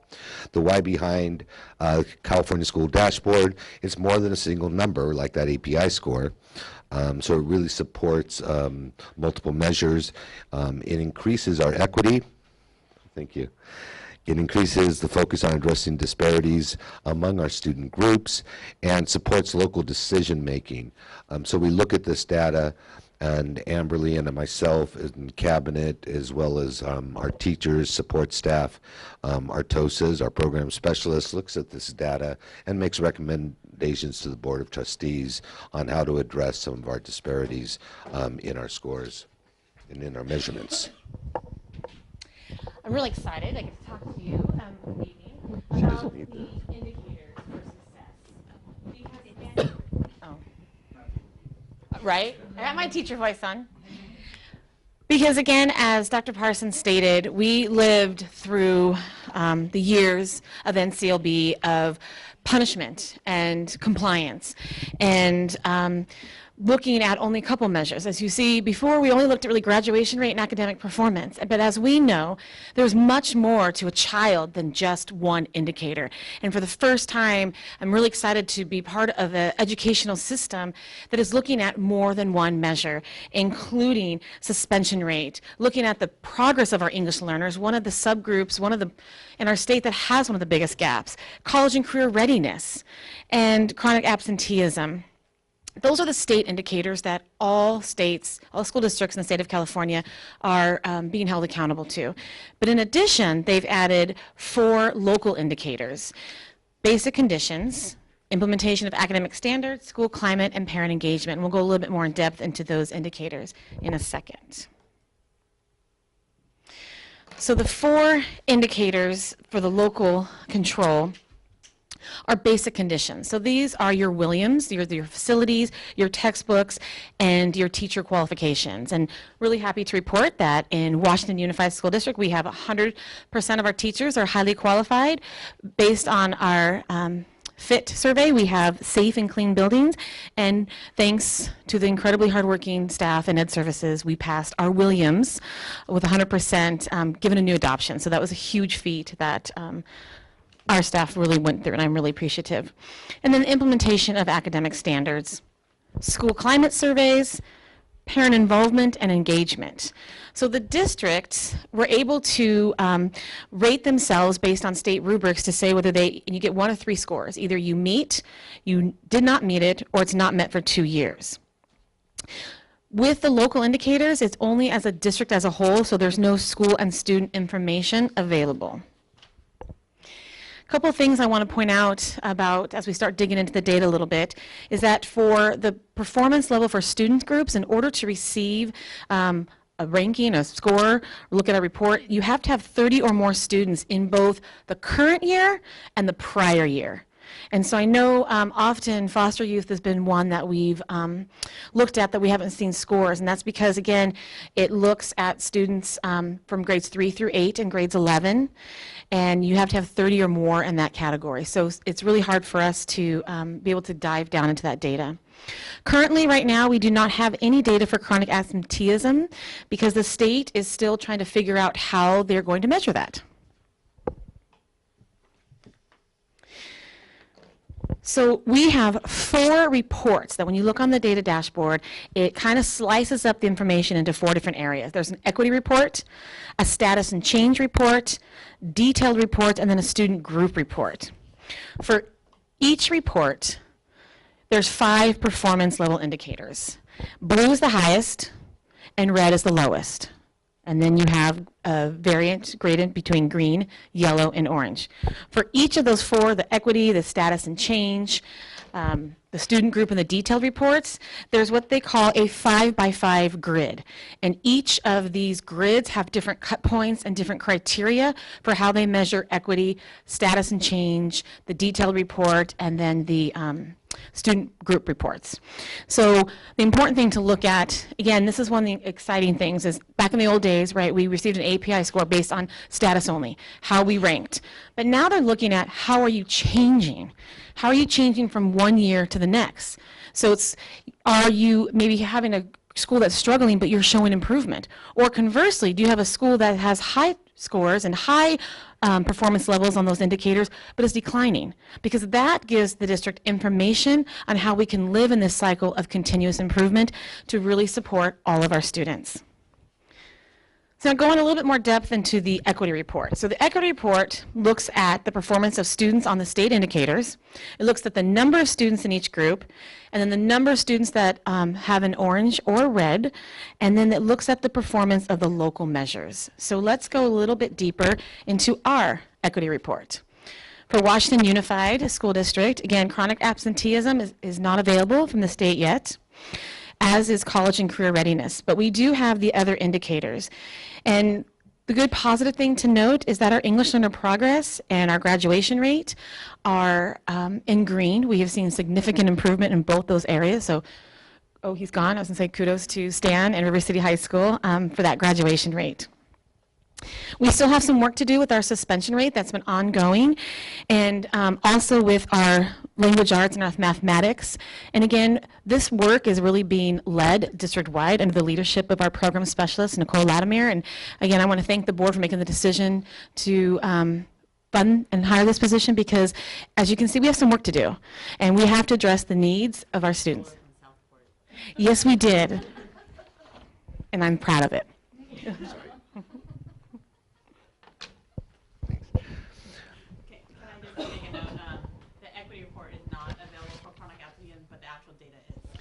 That's correct. When you get online, all you have to do is push the link, and it does take you to DataQuest that shows your shows the current data. We just don't have the change yet. So Foster Youth is in there as an aggregate group. And we have been sharing that data with our site leaders and really digging into that data to see, again, where we can put our action plans to support those specific students. If they don't show up, Absolutely. And so the next report is status and change report that has all student performance, the status, which is the current performance, and the change, which is the difference from the last data collection. And as you can see from the our data, again, chronic absenteeism, if you're online, you can actually take a look and see what our chronic absenteeism is. The only one that you do not want to see an increase in is the second one, which is suspension rate, K through 12. And again, we use data to inform our practice. This is one of the primary reasons why we started MTSS, in order to engage our students, having them come to school, and to look at alternative forms of suspension. Then you can see our English language progress, which increased by 1.7%. Graduation rate is high, which is really awesome for River City High School. College career is low. I need to stress to the board, this is one data point, which was 14-15 CASP. This is before we put everything into motion. And so that's why we looked at that, and Stan was not a happy camper when he saw that, but he wanted to make sure that I said it was 14 and 15. So we've done a lot of change since then. English language arts and mathematics is low, which is why we started the Dream Team, started doing units of study, aligning the Common Core, as well as we'll talk about in a few minutes, the course of study that the board approved, which is aligned to Common Core now. And so I just wanted to show the board that we really use the data to inform what practices we're going to put into place. So the third report available on the dashboard is the detailed report. The detailed report is divided into 3 different categories: academic performance, school conditions and climate, and academic engagement. And it shows a trend data for 3 years when available. So for example, this is the first year of those local indicators looking at school conditions and climate and academic engagement. So we don't have 3 years of trend data. So currently the only thing we have for the 3-year trend is our academic performance. So what this shows is, this is for grades 3 through 8 for ELA and math as measured by our Smarter Balance assessment. And it's the distance from level 3. So remember, level 3 means you met grade level standards. So this is, again, why we have a lot of work to do. We, for math, are about 50 points away from meeting standards, and we're about 25 points away in language arts from meeting standards. A bright spot is our River City and Washington Middle College and Yolo High School students have exceeded. You can see the trend moving up. For ELA, they are above level 3, meeting grade level standards, but for math, there's still some work to do, as Dr. Parsons pointed out. For our state indicators, again, this is academic performance. Our English learner progress, you can see, has been steadily increasing. And our college and career readiness indicator, that these scores have significantly increased in the last 2 years. Our students are graduating River City High School more prepared to be successful in college and career. And now I'm going to turn it over to Dr. Parsons to talk about our 4th report. Thank you. I just realized she's calling me Dr. Parsons and I'm calling her Amber Lee. I love saying Amber Lee. I don't know why. It's just this southern kind of thing. Anyway, the 4th report is the student group report. And this allows selection of all student groups by performance level: blue, green, yellow, red, and orange. Shows the performance of all students in each student group on the state indicators. And so you can see in the next slide. Again, there isn't a change for our chronic absenteeism, but you can see it online. Suspension rate, again, there is too much yellow and orange, which is why we started implementing alternative forms of suspension. And English language progress is going really well. We really put a lot of resources towards our EL students, as well as in our LCAP. Graduation rates are going really well. However, we do have some subgroups that we need to really focus on and support those students with graduating high school. And again, English language arts and math need support, but we believe that we have put a lot of programs and processes in place to support that. Additional subgroups: American Indian, Asian, Filipino, Hispanic, Pacific Islander, 2 or more races, and white. And you can see the different areas. Suspension across the board we really need to focus on, which is why we're bringing the matrix to the board tonight, as to support our alternative forms of suspension. English language progress, there was all in the all students, because the English language progress, it doesn't matter the ethnicity, it has to do whether you're classified as an EL student. Graduation rate, as we talked about, is really positive. English language arts and math, we've talked about that we still need to focus on all of our students. And again, all of this has 5x5 grids, which is just another view of the data. And again, the attachments for the board and for the public really explains the grid much more effectively and simplistically. So I highly encourage you to take a look at that. In addition to the 4 reports, I'm sorry, I just said that. These grids show the various cut points of status and change as well. What's really exciting for our district right now is our commitment to continuous improvement. For example, we brought 54 courses of study to the board, which was approved. There was a lot of heavy lifting by Mr. Wunschik and his staff, as well as Renee and her staff over at Bright. Blended learning, we implemented for the first time this year. That is to support our students with FMake, with my mind just went blank, I apologize, for makeup of grades, as well as to support our special education population. We're doing a lot of work up there, and we're going to continue to provide professional learning for our teachers. EPAC, or Educational Pathways Action Committee, they have their third meeting, I believe, next week, where they are delving deeper into educational pathways from TK through 12, so we can create consistency to engage our kids. Also AVID, we are a district-wide AVID district, as well as over at the middle college. AVID is preparing all students for college and academic work. And we just put that down at the elementary school as well, so that's really exciting for us.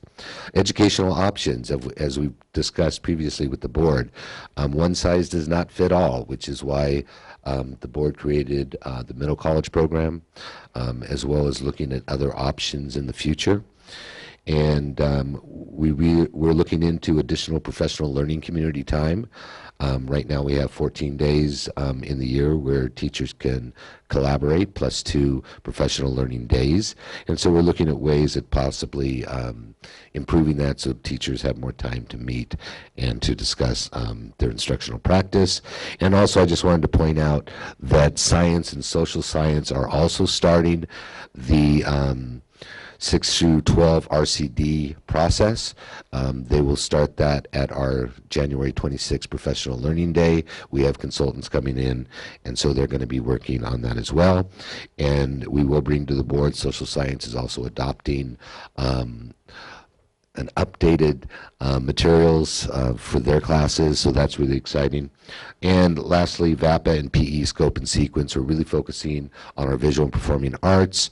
As Superintendent Luna said, Dr. Arau came last Friday and presented for the entire, all VAPA teachers in our district on scope and sequence. And then on our January 26th Professional Learning Day, our PE teachers will continue to create scope and sequence so we can provide the resources that they need for physical education in our district.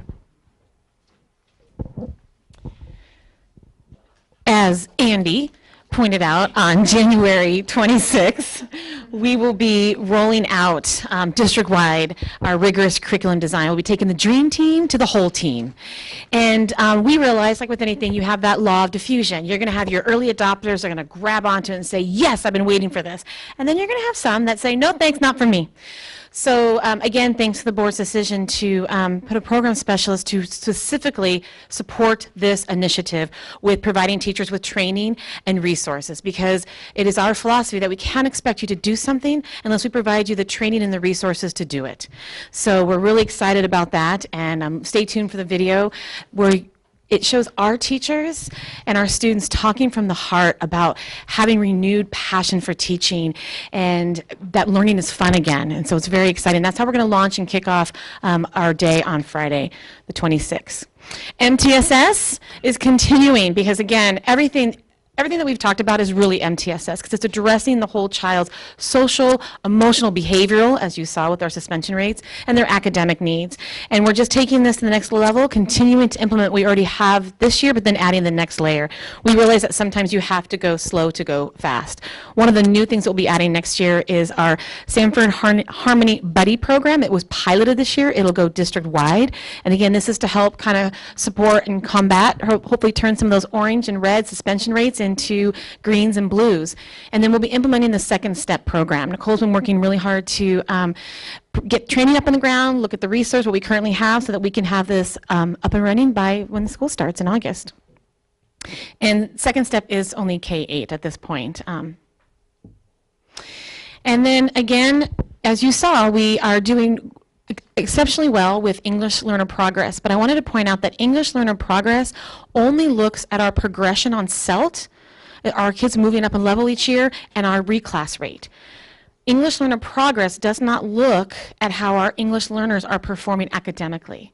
And so that's where you saw some red and some orange and yellow with our English learners. So we are committed to continuous improvement with our designated and integrated English language development, academic language development. We have identified 5 high leverage literacy signature practices that have been proven effective, research-based, that all teachers will receive training on to implement. On October 13th, our K-5 teachers picked 2 of the 5 to attend training on, and we've held after-school trainings to do that work. And then next year, with our intervention specialists and our EL ambassadors, will continue to train our teachers, because these are the strategies that are going to help close that gap for our English learners. And this is where I think my heart and passion as a literacy teacher is really excited about the work we're doing. We've realized that if we want to see those red and oranges turn to green and blues, we have to intervene early. We have to start with early literacy. And so we've been working all year on restructuring our intervention specialist program. And next year we're going to target our K-2 students and the most neediest of Tier 3. And of course, because Amber loves acronyms, we are starting with a new acronym. So we have the Dream Team this year. So next year we are launching WSD Reads. Reading empowers all, not just some, not just a few, but all, through differentiation and strategy use. And we are starting this spring with our Cohort 1, our reading intervention specialist and our English learner intervention specialist. And yesterday was the first day of training, and it was so exciting, the buzz around the room. They are excited and they're passionate. I call it open court post-traumatic stress disorder that many of our teachers still have, and Dawn can attest to that. And so they are hesitant to let go because they're you know, there's a past, but they're so excited that they get to pick their own books and plan their own lessons and do the work of meeting kids where they're at and taking them to the next level. So it was, I mean, I had to kick them out because Kim had to use the room to do her next training. They were so excited. They were hanging around talking afterwards. So we're really excited to see where this is going to go next. And the teachers have really connected and bonded with the consultant who does guided reading training all across our county and in Davis. And actually, I should have mentioned this at the beginning. I really want to thank our Director of Planning, Accountability, and Compensatory Education, Gwen. She was supposed to be here tonight, but she put a lot of great data together for us. And she got a real bad migraine. And so she's at home right now, but I really appreciate all her work. Yeah, she went to her sister's. What? Was that caused by you? Yes. Yes. So lastly, for the board and the community and staff, we wanted to give data dashboard talking points, just so when we're out there with our community and our kids, we can explain and just say, you know, some talking points. And first, and we believe really important, getting away from the CST era, is multiple measures. That students are more than just test scores, as we know, especially around social, emotional, and mental health issues. And so it's more data and more meaningful information. Focus on equity, so we actually get all our different subgroups and see where the disparities are. Supporting local decision making. This is critical for us. Like I said, we are able to start these different initiatives and programs and strategies to support our kids, and it's continuous program improvement by giving us a baseline data. The 3-year trend shows that we have improvement, we have bright spots, but we have work that needs to be done. But as we've just talked about, Amberly and myself, is the different programs, initiatives, and strategies that we've put in place to support our kids and our staff. Results are similar to state and county, and the LCAP goals and actions that the board approved support our progress towards our indicators. So, do you have any questions? Can I just make one comment? Thank you so much, Chris. I really appreciate it. As parents look at, you know, this accountability and how the community holds us accountable, I'll just make sure that we also emphasize the importance at the other end, outside of your office, but with our communication, is those principal cafes and how to come visit a school site and how, because that's also a really important piece for us when, in terms of our talking points, when parents say, how do I know about my school beyond that? So at this point, I'm putting him on the spot, but I'd like to call up Yorgos to kind of share a project that he's been working on with other districts that's going to help do just that. Sorry. I'm always happy to be put on the spot, so. I think during one of our previous board meetings, we were talking about communication to the public and just on a broader scale in the community. I had mentioned that we're partnering with Sacramento City Unified School District and also Woodland Unified to put together a publication through some of our friends at the Sacramento News and Review. It's an 8-page publication. It's going to be available to basically everyone within their mailing listings, so basically 70,000 households throughout the region. And it really takes everything that Dr. Parsons and Amber Lee discussed about the dashboard with you tonight, and it really breaks it down using specific examples from our districts. Each district took one element of the dashboard and really took an in-depth look into what it means and what why it's important for someone in the community, and especially what it means in the classroom and for students themselves. They actually even interviewed Amber Lee. They interviewed one of our former graduates from River City High School to get their perspective on how data has affected their life and kind of got them back on track and helped them to graduate. And each district just takes a different approach. So it's a really in-depth look at everything, especially with the dashboard being a new element for everyone in the community. And we're actually in the final stages, so we're reviewing a final draft this week, actually. And we're hoping to have it available for circulation by the end of the month. And we'll be sure to provide copies to you and also to provide it to everyone in our community as well. So. Andy, I did have one question. I'm sorry. Maybe I just caught it wrong. You mentioned the graduation rates. You said, our graduation rates are great in River City. Does that include Yolo as well? Yes, it does, actually. They're doing really well right now. We had the largest graduating class last year. So it's really great. Okay. Presentation and board discussion, California Voting Rights Act, William Tunick, from Dennis, Walliver, and Kelly. President Okala, Vice President Wong, I'd like to introduce to you my colleague, William Tunick. He is much smarter than I am, and that's why he's giving this presentation. But on a more serious note, William is in charge of our board ethics, transparency, and accountability group at the firm, and anytime we have a question with regards to potential conflicts of interest or election issues that come up, we pass them through William. So we thought he'd be the best person to come here tonight and give you this presentation. There you go, Mr. Tunick. Yeah, well. Thank you. That was quite an introduction. I usually try not to set the bar that high when I start, but I'll do what I can to live up to it. So good evening. I appreciate the opportunity to be here. As Marie said, my name is William Tunick, and there goes the remote. And I'm an attorney in Dennis Walliver Kelly's San Francisco office, and have been talking to school boards really across the state, actually, about this topic. And so I'm happy to be here tonight and talk a little bit about the California Voting Rights Act, or the CVRA, as you've probably heard it called. So what we're going to do is talk. I can use electronics too. Excuse me. Talk a little bit about what the CVRA is, the California Voting Rights Act. Some of you may already be familiar, but we'll kind of do some of the basics. Then we'll talk a little bit about what a transition would look like to avoid liability under the CVRA, and why we'll talk about why we're talking about liability, and then kind of where the board is, what next steps might be, what options there are out there. And like I said, this is something that school districts throughout the state are talking about and have been in the past, 15 years really. So when we talk about the CVRA, I think it's important to talk about what it is and also what it isn't, because there's I think there's still some confusion about the difference. It's a state law, it's in the elections code. It actually applies to all local agencies, but in the state of California, when you talk about local agencies, most of the time you're talking about school districts. What the CVRA came out of was really an inability to use federal law effectively in California. So you had the Federal Voting Rights Act, which has been in federal law for a while.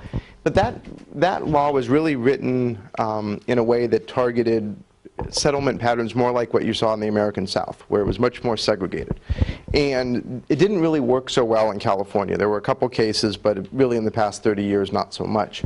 And so you had voting rights advocates that saw that there was a problem that this law wasn't solving, in their opinion, I guess I would say, and went to the legislature and said, we need something different. We need the California Voting Rights Act, and we need the requirements of that act need to be a little bit different because they're going to apply in California where the federal law really doesn't.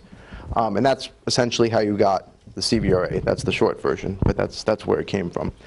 So one thing that's interesting, I think, about the CVRA is what it isn't. So again, it's not the federal law. The other things is it's not a law. Some of you may be familiar. There was a law passed, I think, 2 years ago, SB 450, that talked about when school boards and other local agencies hold their elections. And what that law said was if you have odd year elections, which you don't, doesn't apply to you, but if you do, if your turnout meets a certain threshold, if you're above or below that, then you have to move to odd year elections, and you have to do it by, or excuse me, even year elections, and you have to do it by a certain date, right? So if you're a school district, you can look at that, you do the numbers, you do something by a certain date, you're done. The CVRA isn't written like that.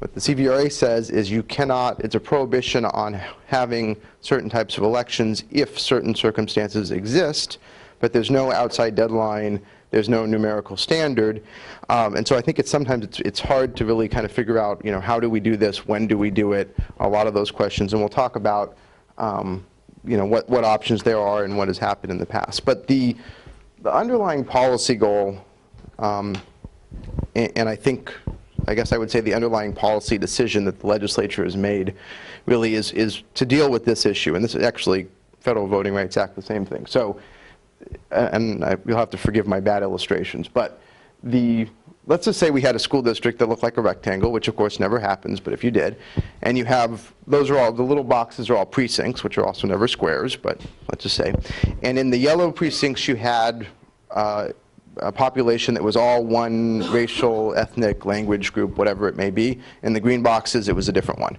And everyone lived, you know, basically in their own precincts. If you ran at-large elections where everybody gets to vote for all members of the board, and, big assumption, voters vote according to their membership in either their racial or ethnic or language group. So everyone basically in the yellow precincts votes the same way, everyone in the green precincts votes the same way. If you run at-large elections, what you're going to end up with is the 60-40 split in all elections, and the majority essentially will elect their preferred candidates all the time. If you instead have what we call trustee elections, or if you're a city, it's district elections, House of Representatives, that type of thing. If you draw trustee areas, subdivisions of the district, and then you run the same elections, what you'll end up with in this situation would be the majority, the 60%, would essentially elect 3 of their preferred candidates to the board. The minority would end up with 2 of their preferred candidates. So that's, at its base, really what the CVRA, Federal Voting Rights Act, to some extent, is all about. And I think, you know, when I was talking about the CVRA, well, actually, I'll just put up the language right here. So this is what that turns into when you give it to a bunch of attorneys, as they write, you know, a lot of words that say the same thing.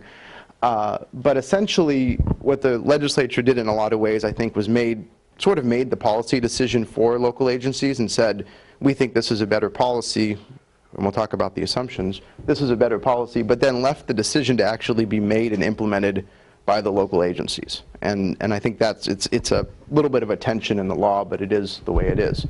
So this is the law, and what I was going to do is actually break it down into sort of the 3 elements.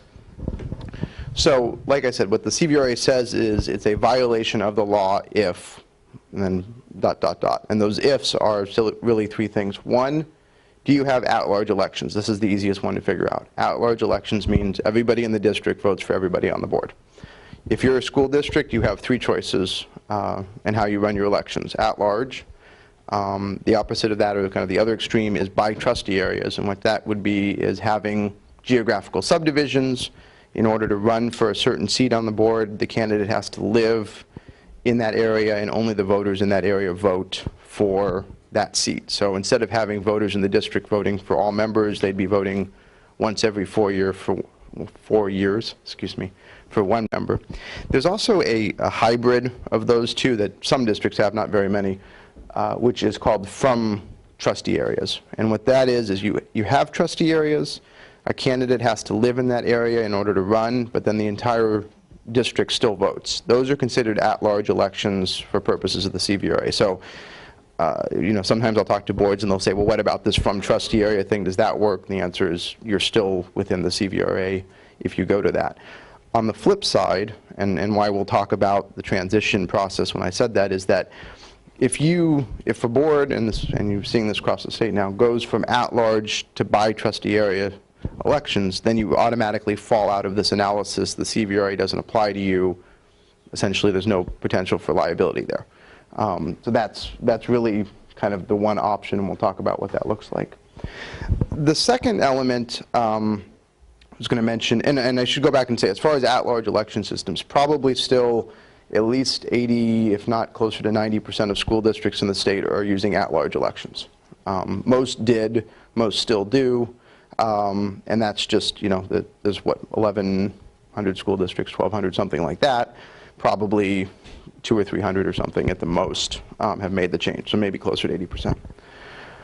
The second point is what's called racially polarized voting. And when I was giving that example with the blocks in the yellow and the green, I said we're going to assume that everybody who's in a yellow block votes one way and everybody who in a green block votes the other way. That is essentially the racially polarized voting, and it's an assumption in that graphic because it doesn't always exist. And the question under the CVRA is, does that exist in the district? And so the way, and of course the question is, how would you figure that out? Because we don't know how everybody voted, and you can't just go ask them.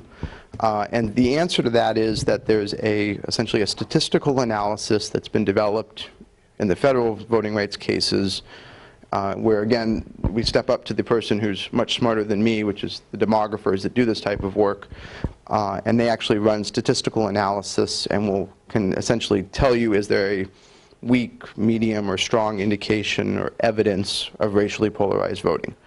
And that is, you know, they actually have to dig into the data, and the short version of it is they look at, you can get precinct level data for how a precinct voted on certain candidates in certain elections, and then you can go to the census and you can get ethnicity, race, and language data.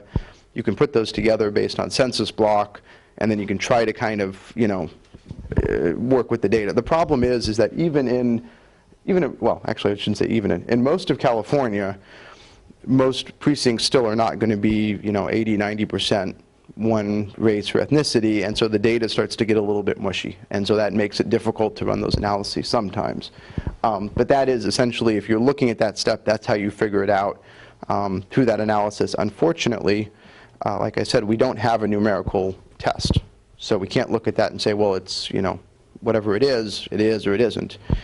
And then the third point, or maybe 2.5, is that even if you had those two things, a protected class isn't able to elect candidates or influence elections. So I think there's a good argument that even if you had racially polarized voting, if the protected class is still electing their preferred candidates, you really don't have an issue under the California Voting Rights Act. The reason I say I think on that one is one other interesting thing about the CVRA is it's been around 15 years. There has not been a successful defense of a CVRA case yet. And for that matter, there really hasn't been very many challenges taken through trial at all. So it makes it difficult for us to be able to say, a judge would say this is a violation or this isn't, because there haven't been that many that have gone.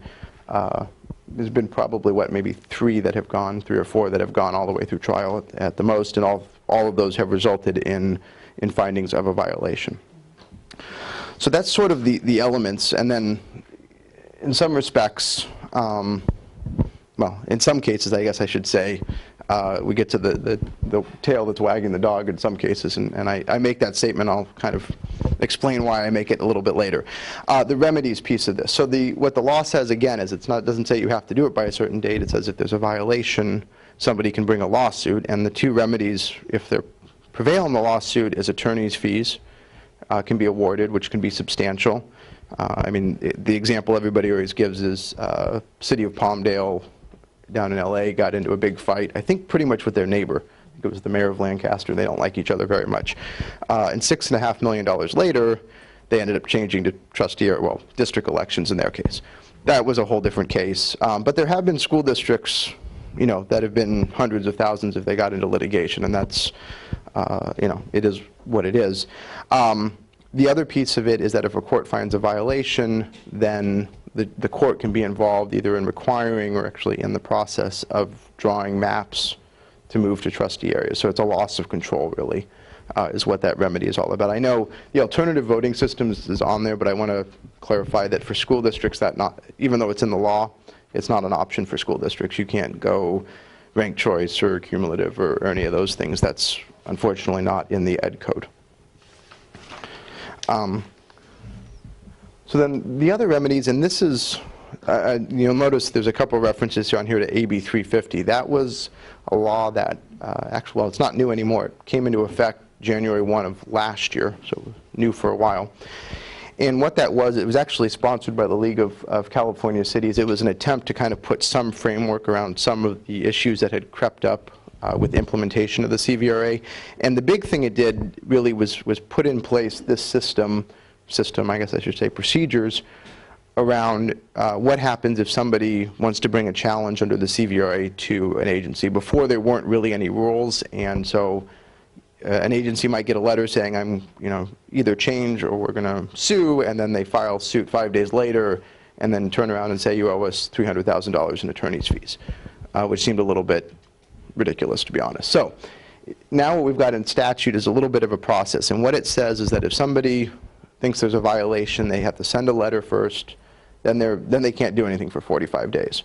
That gives the board or the city council, whoever it is, a chance to decide if they're going to do something or not. At that point, and there's an important or up there because you can do it before that too, the board can adopt a resolution of intent, which is essentially a resolution saying we're going to make the change, here's when we're going to do it, here's how we're going to do it, doesn't actually make the change. But once from the date of that resolution being adopted, nobody can file suit against the district for 90 days. So you put those two together, it's 135 days, right? Basically to get through the process, and what the law then says is if that happens, the person who sent the letter is entitled to up to $30,000 in reasonable attorney's fees for whatever work they put into the letter, and then we can have an argument about whether or not the $30,000 is reasonable or not. So anyway, that's sort of the system that's been in place for about a year now, and I'm going to talk about what it's led to. But I think the most important part on the slide is on that resolution, the before or after. So in other words, that resolution, if a district wants to be proactive, you can adopt that resolution. We've worked with districts that have done both versions of this. You can adopt that resolution before there's any letter, and then if you complete the process within 90 days, then you're essentially you're immune during the process from any sort of litigation. So in other words, if a district's thinking about doing it, it makes sense to adopt that resolution when you start the process, as opposed to waiting for a letter. So what has been the statewide impact? Well, like I said, a lot of cases and settlements, mainly settlements at this point, not a lot of cases. That the number of school districts is probably getting closer to 200 now, just based on this last wave. Community college districts, a lot of cities. I didn't put the number on there for here. The constitutional challenge, I just wanted to quickly mention, you might have heard about that. So when the CVRA was first enacted, one of the first, it was a school district, they got challenged under it, they got challenged under the CVRA, made the argument that it wasn't constitutional, that it was essentially race-based discrimination, the short version. That went to when it was state court, it went to a state court of appeals late last year, I think it was October. The city of Poway had received a letter threatening litigation. They made the change, and in their case, to district-based elections. And the former mayor of Poway then sued the city and sued the state in federal court, alleging that the CVRA was unconstitutional. So that case has just started. There was actually a preliminary injunction hearing in that case last Friday. We don't have a ruling yet. my colleague who was there said he would be very surprised if the court does enjoin the law. At this point, the judge seems skeptical of the plaintiff's arguments. As the other thing that he mentioned was the judge said very clearly that he was aware that whatever he had to say about it clearly was not going to be the last word on this. So, in other words, to say whatever that court does will end up in the Ninth Circuit Court of Appeals. Call me crazy, I don't see the Ninth Circuit throwing out a law like this, but I could be wrong. I think the plaintiffs, they brought in some attorneys from Virginia who do kind of U.S. constitutional or U.S. Supreme Court cases. I think that's where they want to go with this, but that's, of course, going to take many years. So the short answer is I don't think anything's going to change anytime soon. We will see. The other statewide impact, these are two articles, one is more recent than the other, is kind of the trends we've seen in what's been going on with these cases. When the CVRA first was enacted, it was, for the most part, all the activity was in the Central Valley. Then that kind of died down. It showed up in LA County for a little bit, and that kind of died down. And then it was kind of quiet for a while, and then we started seeing it pop up a little bit more in the Inland Empire. And most recently, what's happened was when that law, I think that law went into effect about, there's an attorney based out of Malibu, and this relates to that second article out there, who has been sending letters threatening litigation to cities and school districts all over the state. Probably, I don't know, I'd guess 40 to 50 letters at this point. I'm not going to give you my commentary on them. In most cases, they do not, best I can tell, involve a local community member, but it is what it is. And so that has forced a lot of, or has put a lot of school boards and city councils in a position of making this decision. As far as I know, I'd say maybe all but a handful have decided to make the transition under that process that we just talked about. For example, this article is about Martinez Unified, which is going through it right now. We've worked with, let's see, Redwood City, and who else? I was going to say, Murrieta Valley down south. Yeah. Oh, I'm sorry. I'll second. All in favor? Aye. Sorry, I'll talk faster if it helps. So in any event, this has sort of been the most recent trend, and for whatever you think of it, it is what it is. But it does seem to be heading a little bit. We've seen it more in Northern California than we were seeing it previously. So that's definitely sort of the most recent trend, and we'll kind of have to see what's going. Actually, to that point, there's we'll talk a minute about the involvement of the State Board of Education in this process, but they have 20 to 25 items related to this on their March agenda. So that's kind of that wave coming through at the state level. So what's the impact on the district? Obviously, you have at-large elections, which means there's a potential for it to apply, but only if all the other elements are met, and mainly that racially polarized voting piece. And then finally, as we were talking about, the transition immunizes the district, and so that's really what I'm going to talk about next, is what that process looks like if the board wanted to go there, because that's usually the next question. And then, but I have to go forwards, not backwards. So what does that look like? Because the transition process really is about the board actually drawing maps. And so the first piece of that is that you bring in somebody who knows how to draw maps, which is a demographer who has access to the data, has done this before. There's a couple of them that we work with all the time. You work with them. We'll go through this in a little more detail. So you have a board process that adopts maps through that whole process. Then it goes to the county committee on school district organization. And then there's either an election or a state board waiver, and we'll talk about why everybody does the waiver instead of the election. And again, these are all some of these new requirements. So drawing the lines, because this is the part that is where I try to play a demographer best that I can. When you get to, if you get to drawing maps, there's really only two hard and fast rules about drawing lines, and these are the same rules that apply to cities and states and everybody else. First of all, they have to have equal population, so this is one person, one vote. For school districts, that means the difference in population, and by population we mean everybody who gets counted in the census. The difference between the smallest and the biggest trustee area can't be more than 10%. You want it to be closer to about 5, and usually it is. The second part of this is where the federal law comes back in, is that as far as the use of race in drawing trustee areas, and this gets really complicated pretty quickly. I don't think the U.S. Supreme Court really actually agrees on how you do this. We know you can't do two things. You can't do the left and the middle on these, which is essentially, it's also called sometimes cracking or packing, which is using the trustee area lines to sort of dilute the power of a minority voting group. You're not going to have lines that look like that, so I wouldn't worry about it. Something more on the right is usually what they end up looking like. That would be allowable. And again, you work with a demographer that knows what they're doing, and legal counsel hopefully as well, and then you don't have this issue. But that's something we can get into. The other thing that you're using to draw those lines is what are called traditional redistricting criteria. And that's kind of a list of things. The easy ones are compact, contiguous. It doesn't look like that. This is the salamander from the gerrymandering. This is where the name comes from. So if you can put, an eye and legs on it, it looks like an animal, it's probably not a good trustee area. But normally you don't have that with a good demographer, and we also don't, school districts, thank goodness, we don't deal with partisan gerrymandering, so we don't have that whole mess to deal with. What the redistricting criteria are outside of that are the things that you would think would make sense, visible boundaries, streams, mountains, roads, all that kind of stuff. The other thing for school districts, a big one that comes up is attendance boundaries. And it's interesting, I think when I first heard about it, I thought, oh yeah, those would be good lines, you could just follow them. But most districts do the opposite, because what they don't want to do is they're concerned, I think rightly so, if you go to trustee areas, you're going to get trustees that say, this is my school, or one school that says, that's my trustee.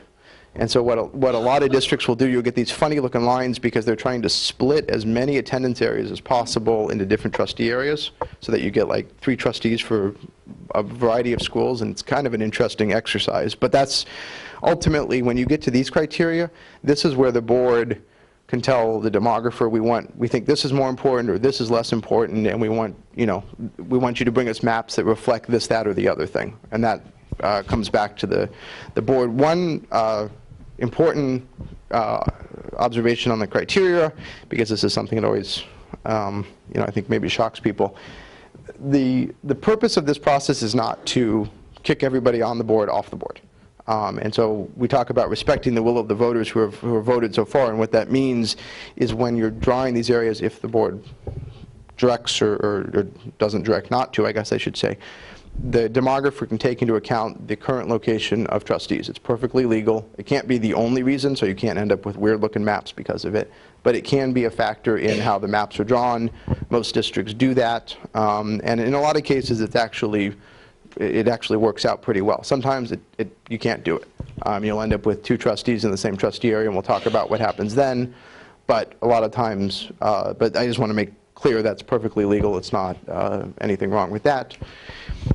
Let's see, I'm just going to get through this real quickly here. So what does the procedure look like? It's essentially 5 public hearings at a minimum. You have to, the legislature, I don't really understand this one. You have to have 2 public hearings before you have maps, which sounds like a great idea, but they usually end up being useless because there's nothing for anybody to kind of react off of. And so they're not really good for public input.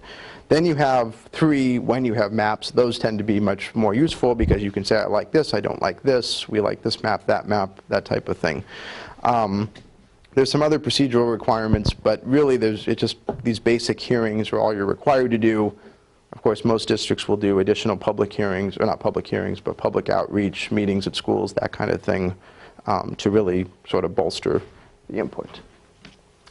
So we get through that was a very truncated version, but we get through the board process. The board adopts a resolution at the end of that process with the maps attached, and essentially it functions as a request that goes to the County Committee on School District Organization.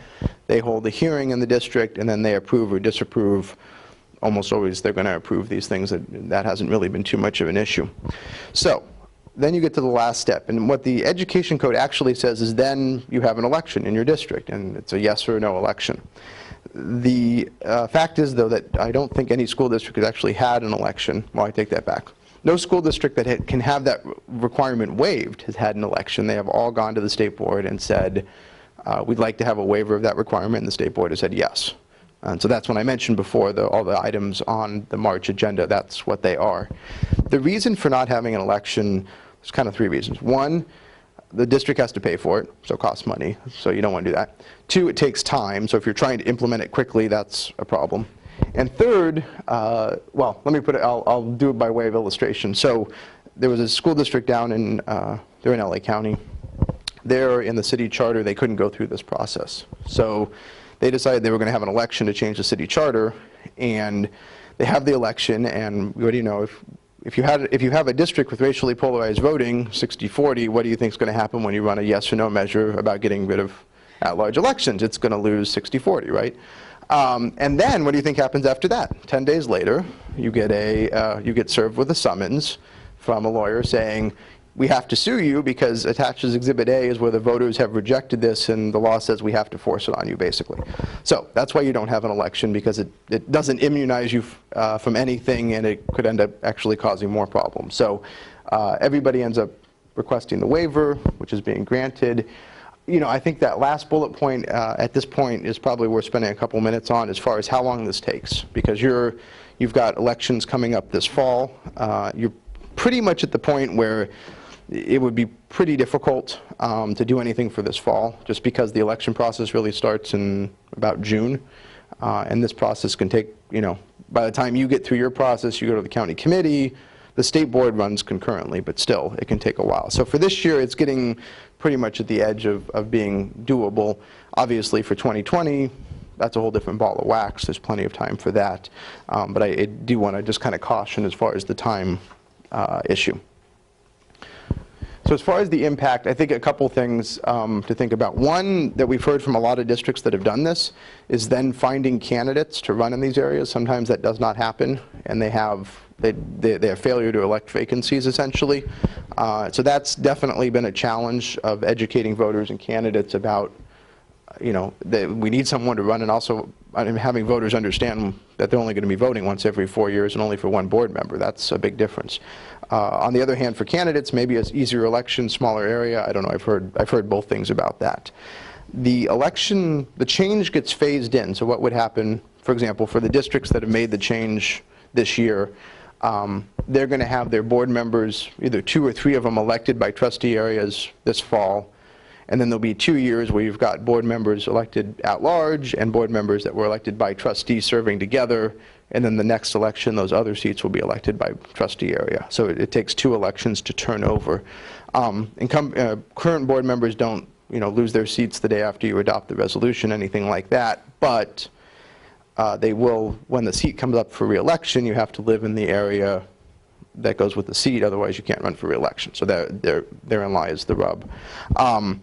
The other kind of interesting thing when we start getting to timing at this point, the Ed Code has a provision that says if you have trustee areas, which most people didn't have 10 years ago, but a lot more are going to have by 2020, when you have a census and you get the information year-ish after, so you have to go back to your maps and see if you need to make any tweaks. The good and bad news about that is, of course, then you got to go back through and do the maps. The good news is you're not going back through the whole CVRA analysis. You don't have to go to the county committee. You don't have to go to the state board. It's a district-based thing. So, and also, I think it's going to be a lot easier when boards have maps to work from instead of kind of working from scratch, which is what you're doing when you go through that transition. So, but I did want to highlight that. So even for for districts that have adopted the transition this year, they're adopting maps that are only going to be used twice, potentially, and then they'll be looking at them again in 2022. So I think the demographers put that provision in there to make sure they're employed. So where does that leave us as far as next steps? And like I said, this is a place that probably 80% of the districts in the state are at right now. One thing is, the first option is to continue to use at-large elections and sort of monitor the changes, what's going on in the community. Generally speaking, when these changes occur, they tend to kind of cluster to some extent. So there is that. That is one option. The second one is, even before there's a decision made or any sort of threat of litigation, a lot of districts will go and bring on a demographer and do that analysis to see, you know, what evidence is there of racially polarized voting, and look at that and see if that changes or helps them make a decision one way or the other. So that is also sort of another proactive step. And then the third, of course, is proactively making the transition from at-large to by-trustee area elections. And, you know, I think that's a good place to actually stop and say, other than I'm almost to the end, that obviously what I've been talking about are all the legal issues. This is much more than a legal decision. I know from hearing from a lot of boards about this, there's a lot of policy and other issues involved in this, and so I don't mean to not discuss any of those, but I just wanted to cover the legal basics and obviously answer any questions that the board may have. So I think with that, I don't know why they put my face up there. I'm here. It's kind of seems unnecessary. But anyway, that is actually me, in case you weren't wondering. Nobody impostering. So anyway, if there's any questions, I'd be happy to answer them, and go from there. Have any questions or comments? I'm just going to, I've made my comments last year, and I believe that we shouldn't be looking at doing this until after the census. The fact we have developments being done in Orledge that haven't been built yet, and you have to build another school there, as well as we've got new developments in the Bridge District here that haven't been accounted for in, you know, they're relatively new, they're 2 to 4 years old. So my comment is that I still maintain that this is, you know, something that's best saved for after the census, as well as the fact that we've dealt with this for this. The board of WUSD has dealt with this in 2 of the last 4 years, I believe, and there wasn't support then to move forward with it. So I don't think there's support now. I would like to make a motion to table this item until after. It's not an action item. It's just. I know, but I'm saying table the issue until then, because it can come up for discussion again, and then it can come up for action, right? Well, it's just a discussion, so you can't really table it. Okay. That would be my druthers, is not to deal with it again until after the census. I said that last year, and I'm going to continue to say it this year. We won't have my support until after that. Thank you. Any other comments? Yeah, I'll share a little bit. Thank you for your presentation. It was very clear, very easy to follow, and so I really appreciated it. I think it's maybe my 4th presentation since being on the board. This was very helpful. I also went to CSBA, and I sat in this piece, and I took a lot of notes. And I went back through and highlighted and reread, and I'll just share just 2 small pieces. And of course, I'm not a demographer, but I did, when we first talked about this, I was really took it really seriously in terms of what do our numbers look like. You know, I don't think anyone on this board wants to have folks not able to get elected for any of these reasons, right? And so I went through and I looked at everyone who had run as far back as they were posted on the Yolo election site years. It took me quite a few hours, and I looked up where people were, and then and those that I knew where they lived, and were they winning their neighborhood and not winning a seat on the board, maybe coming in second but not getting a seat, and that hadn't happened. I know that's not the only argument for doing this, but that was an important thing for me to look at, and it wasn't happening. And then just personally, philosophically, I understand where this is coming from, and I'm fully on board kind of philosophically, but then I also have this other side of me that thinks that we're taking people's ability to vote for all these voices, because just because you vote for me doesn't mean I can come to this board and, you know, do everything that my constituents who might have voted for me want, because it doesn't take 1 vote, it takes 3 votes. And so that's where I really grapple, is I feel in some ways as though it takes some power away to give folks 1 vote every 4 years. And I don't know if my neighbor, if that's the best way to judge who shares, who could best represent me. I don't know if where they live in terms of the location on a map is the best way to pick who can represent me or anyone else. I don't, that's where I grapple. And so I heard those same concerns when I sat at CSBA and people talking about the pros and the cons. And so that still, weighs heavy on me. And then the only other piece I'll share is that when I take my kids to the park, and not just the park right immediately next to me, when I'm over at Bride or Joey Lopes right here, and people do talk to me, parents talk to me all the time about their schools and what's happening, but I've never once had a parent talk to me about this ever. And so that weighs on me too when I think about who's elected me and all of us up here and those conversations I have wherever I am in the city. So thank you. No, I mean, this is not my fourth presentation, nor my second conversation, so it's all brand new to me. I'm trying to get my head kind of wrapped around all of this, the pros and cons of it. But in agreement with Trustee Pillai about kind of the data, and I think I shared this with you, President Alcala, is we have kind of a demographic need, right? Like I don't have the full data of where our kids are, where our population growth is. We will probably have to redraw school boundary line. We will. That is. So I'm at a loss of data. I also do know that it takes a lot. I didn't realize, this is my first election, it takes a lot of money to run, right? And people in poor areas don't really have that time or ability to kind of raise those funds all the time, right? I mean, it was really kind of challenging. Kind of that aha moment of this takes a whole lot of money to get an entire district. So you can imagine that somebody in a poorer neighborhood representing some of our north side schools, they don't have the time to raise money for an entire city campaign, right? So I understand kind of the philosophical kind of desire to kind of, how do we balance that? How do we ensure that the voices are there? Because to be transparent, I think that last year having, and I try to balance my thoughts, my vantage point and opinion on both north and south. I try to do that the best, but I also feel like in my first year that it was kind of really a lot of our decisions were slanted to the south, and I'm from a south school, right?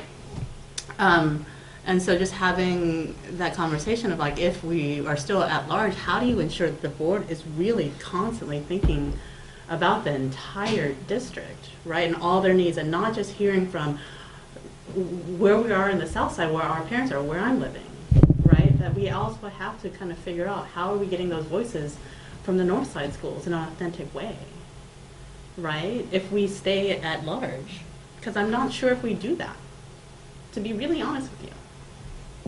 Not that I'm dishonest, but just not something that a policy wants to say, right? Not that I'm dishonest, but in just my observation in this first year, and just this is coming from somebody who's just first out and who is a children's advocate, who worked for the National Center Review for kids living in poverty, right? Who don't have lobbyists, right? You just run off the narrative, what's right? And so I don't know, I don't have the right answer, but I know that we need more information, right? And I also agree that it's a citizen vote. That's something that our community and our citizens need to kind of weigh in on. The voters themselves should weigh in on it, not just the board, but the voters in my neighbor to the north or the south need to have the opportunity to weigh in and decide whether or not this is what they want for their city, right? But again, I'm not sure if we have enough information at this point. I've shared that with you. And, so, out of curiosity, how much does a demographer cost? Well, so well, I guess I would say it would depends which part. Probably the analysis piece, depending on who you use, it could be, I don't know, 10 to 15,000. I'd say the transition piece tends to probably be anywhere between 15 and 25,000.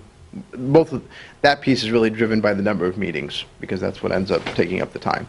But they're usually done as separate scopes, and you can do one or the other and that type of thing. But that's about ballpark. And I know we denied the opportunity to be part of the community eligibility project off 50,000, so 25 is probably, or it's a significant amount of money, right?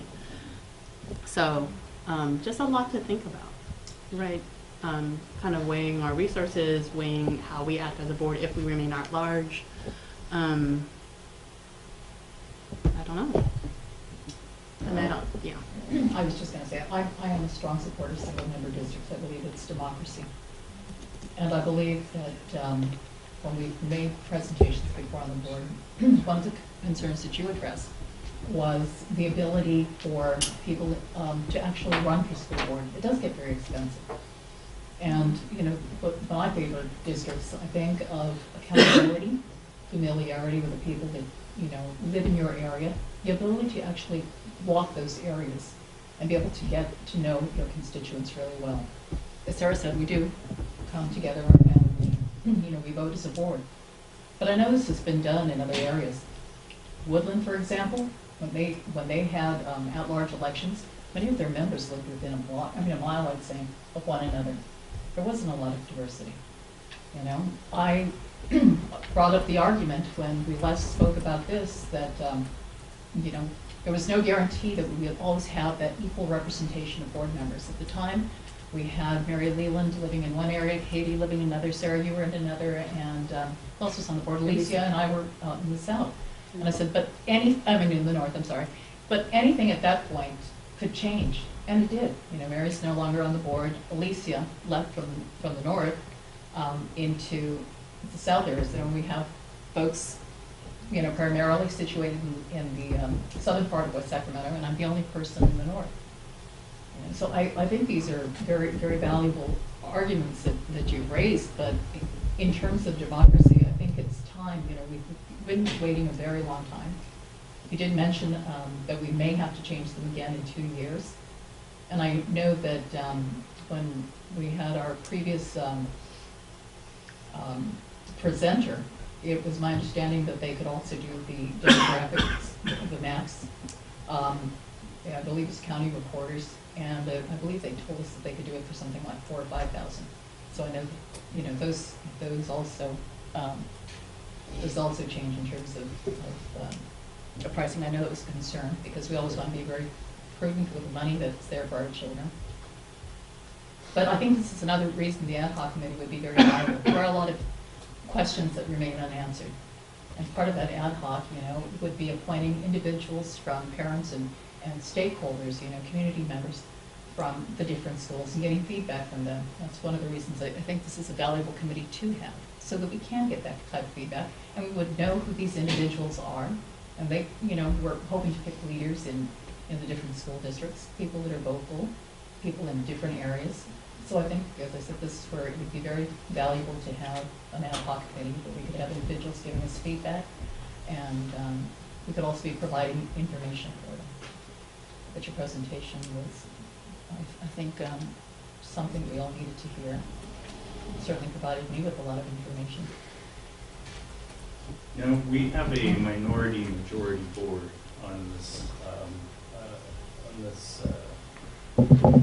in the school district where there is no single, you know, group that has a majority, and I think that's one of the issues of the Voting Rights Act, right? Is if it disenfranchises a certain protected class in terms of being able to become elected to the board? So yes and no, in that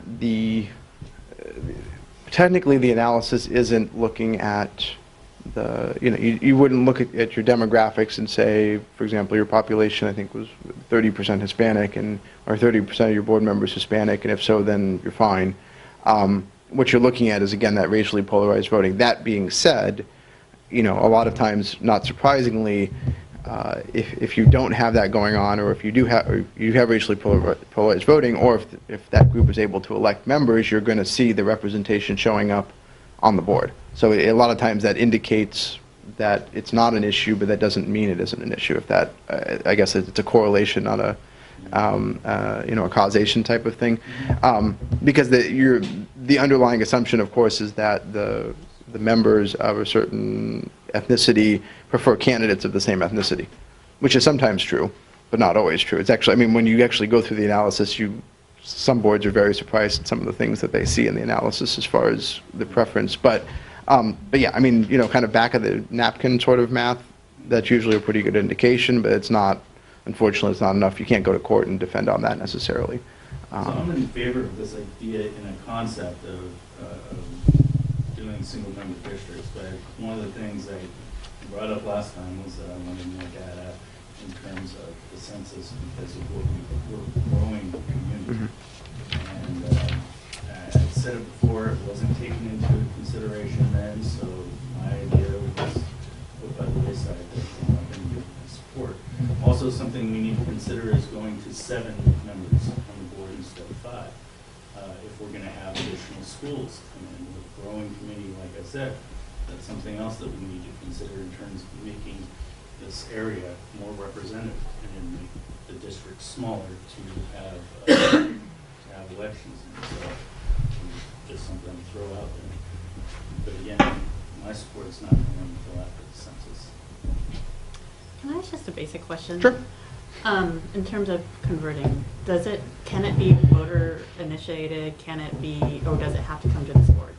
It can actually be voter initiated. So it's essentially, it's the same process that if you were to change from 5 to 7 or 7 to 9 or any of those things, any type of the organizational things that go through the county committee on school district organization, for the most part, those can be voter petition or school district or actually county committee initiated. That doesn't happen very often. But yeah, it could happen. Does it happen?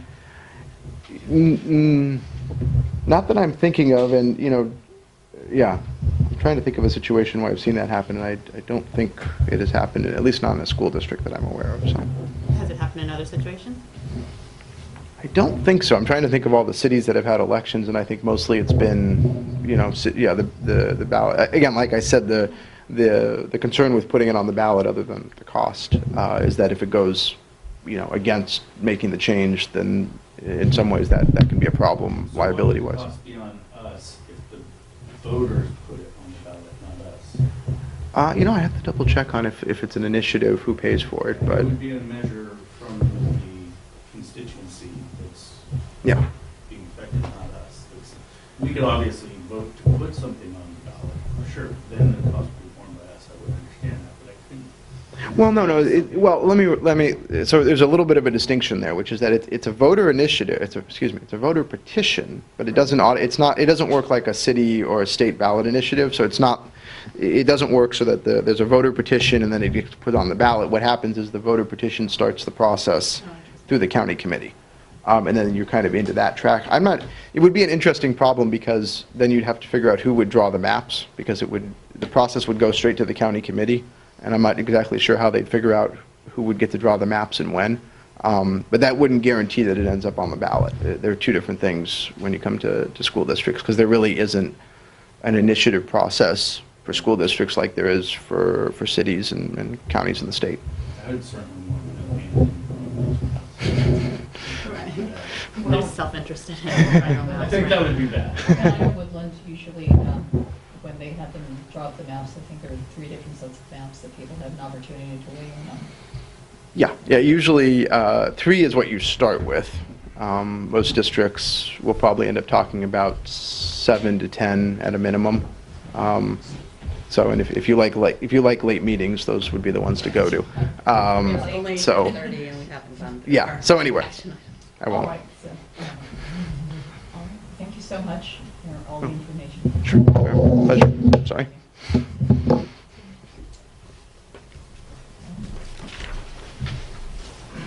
So, move on to action items. P3, after school. I'm sorry. It's okay. President Alcala, Board of Trustees, and staff. The board had received a very short update in regards to what after-school programs were being held in our district. And it was our commitment to come back with a little bit more information on this school year, on the kinds of programs we have. And I've learned quite a bit about in talking to staff who are in charge of programs, and it's kind of helped me to see there are 2 different kinds of after-school programs we have in our district. One, the after-school programs that we have received funds for to specifically serve our students. And that means our staff is, or partnerships with other entities, we are the ones that are responsible for ensuring that that program is implemented with fidelity and that the monies are used accordingly as allocated. The second kind of after-school program that we have in Washington Unified and any other school district is private after-school care. So I'm going to just mostly talk about what our district is responsible for, because what I learned was it's huge. It's a lot. And so I know that the board had had discussions about private care, and I think that by giving this information, I think the board can then see really where our amount of staff and resources are required to be held. So in terms of our after-school programmings, we have two, again, as I mentioned, where funds are provided through grant applications to our district. The one that we have in Washington Unified is what we call our ACES program. And this ACES program really is required under our school district for staffing, for specific program requirements and components. It's also being currently, we are under federal program monitoring. It's our year, it's our time. And the ACES program is under that, which tells us that because it's under what we call FPM, the federal program monitoring, that is truly our most responsible area of where we need our time and our resources. The ACES program it has a lot of requirements, such as quarterly cash reports. We track academic progress, we track attendance, and policies for release and safety have to be in place. And that's really the crux of the grant.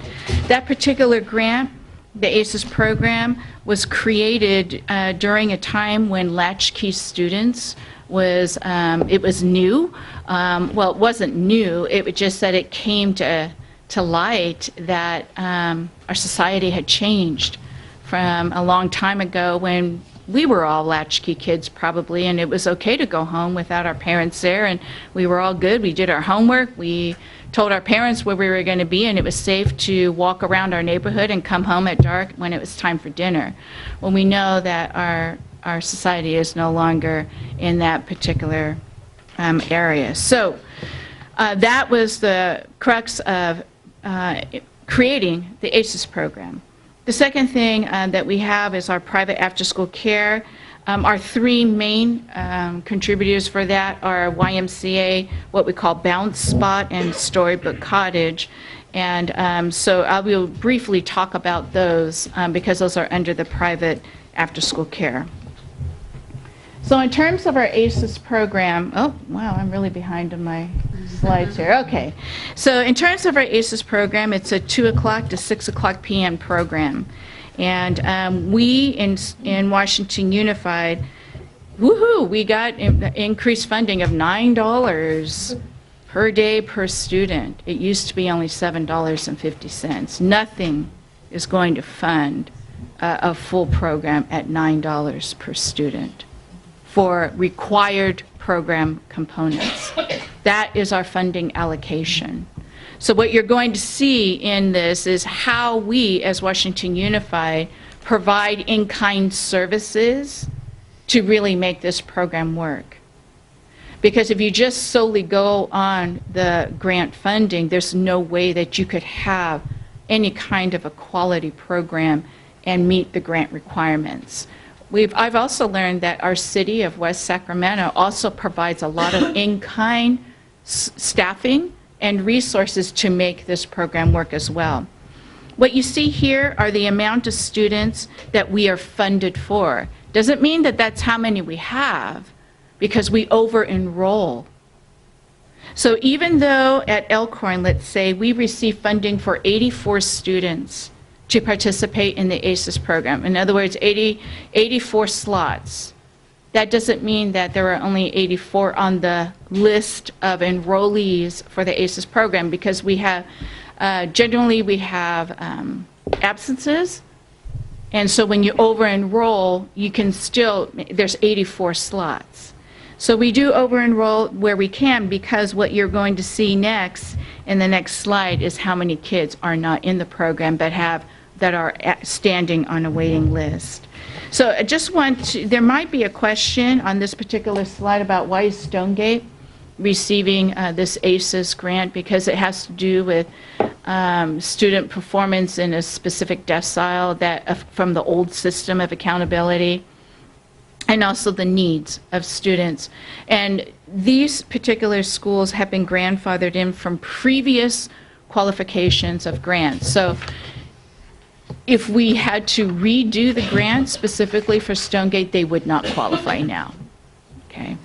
So here's our waiting list for the ACES program alone. In other words, we know that these amounts of students have signed up for this program, but we are not funded to have all of these slots done. So at Elkhorn, even though we have 84 slots, there are still 78 students who we have their names, their addresses, their age, what their needs are, and we do not have the funding to bring in those 78 students. So you see the waiting list across only at the schools that have this ACES program. Again, the original intent of the program was really to address this concept of latchkey students, where our families needed to go to dual jobs, and kids were going home after school to an empty home, or siblings had to start taking care of each other. In the original intent of the ACES program, and I remember this because I was a principal at the time that the ACES program came on board and we were granted this particular grant, there were priorities that were set forth in the original intent of the grant. And at that time, the priorities were for foster and homeless youth, so that they would have a place to go after school. The second one was, of course, siblings who were already inside the program, so that families would not be separated. Thirdly was academic support, because in this ACES program, there are specific program requirements that have to be given to our students in this grant, and you'll see the components in just a moment. And then, of course, because we're working, we are in the business of people. We work with human beings, and every single person has a different need. So it's another look at case by case based on need of the family. So in terms of what kind of in-kind services Washington Unified provides, we provide the custodial services to happen in having a whole nother program after school. So in other words, if you don't have an ACES program, our custodians are able to do this, their routes without any interference of people on their campus. At the ACES program, our custodians have changed their routes so that our kids, the program is not interfered through the custodial routes. So that's our custodial support per year. Food services, part of the grant requires a hot meal. So the kids receive a hot meal first thing upon entering the ACES program, and there's also a required snack. So our food services provides that, and that is the in-kind cost per year for our program. Facilities use, because this is a program on our campuses, and it is not, in other words, it's not our employees. We go through a facilities use agreement for people to come on our campuses and implement a program. And the grant pays for that particular entity, and it's our partner with West Sacramento, the Park and Rec Department. So the facilities use, we do not charge them because these are our children. And so the facilities in kind is $119,000.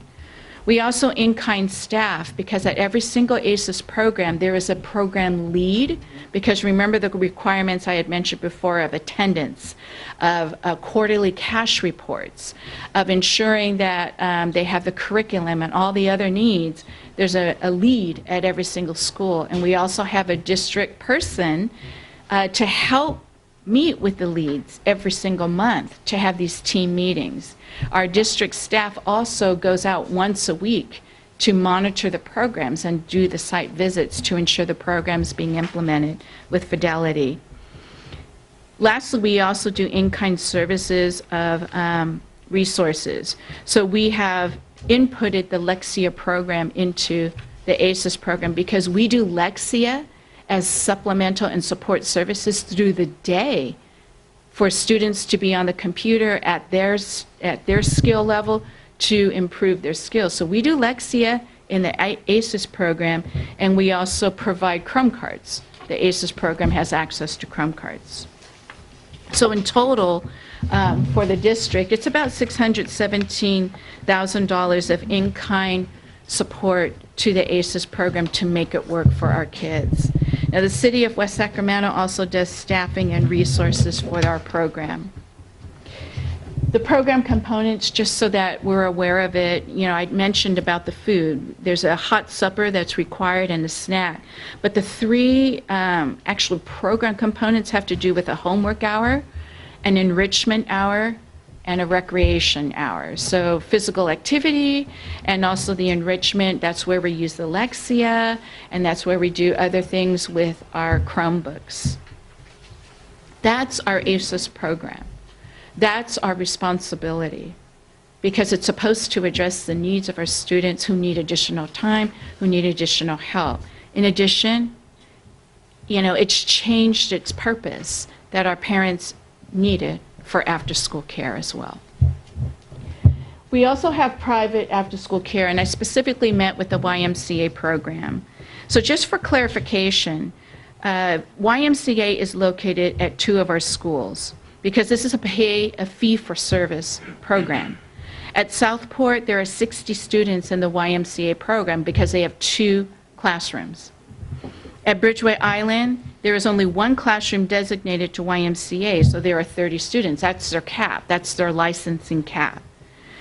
Within each school, they do not go past 30 students for a waiting list. So we don't know. Neither does YMCA. YMCA doesn't know how many hundreds of students would be in that program because they will not take any waiting lists after number 30. The cost, let me go back here. The cost, the fee for service in kindergarten is $360 per month. And that is only for morning kindergarten students to go in after their kindergarten morning session. So this is like from 11:10 on, 11:45. or something like that. And so I've asked about, well, what about morning care? What about our PM kindergarten? And they have said there has not been the need for it. They've only had a couple of parents say that they would actually do that because YMCA will not guarantee that if kids go to YMCA in the morning and then go to kindergarten in the afternoon, they will not guarantee them to stay after school for their program because that program is full. So currently what we're doing on that last part here, we are looking at, we're waiting for licensing approval. We've been in that process and hounding licensing to allow YMCA to open another classroom of after-school care at Bridgeway Island. In terms of what else can we do to address, I want to get back to that slide because it's all telling. What are we going to do to address the 686 students who truly do need the after-school care and the extra academic support? So currently we are in a grant application process. We have a grant writer writing the 21st Century Grant for us for Washington Unified, specifically so that we can ensure we get qualified because it's a very competitive grant. We are specifically writing the program for Westmore Oaks, Riverbank, Westfield, and Elkhorn because we know those schools qualify.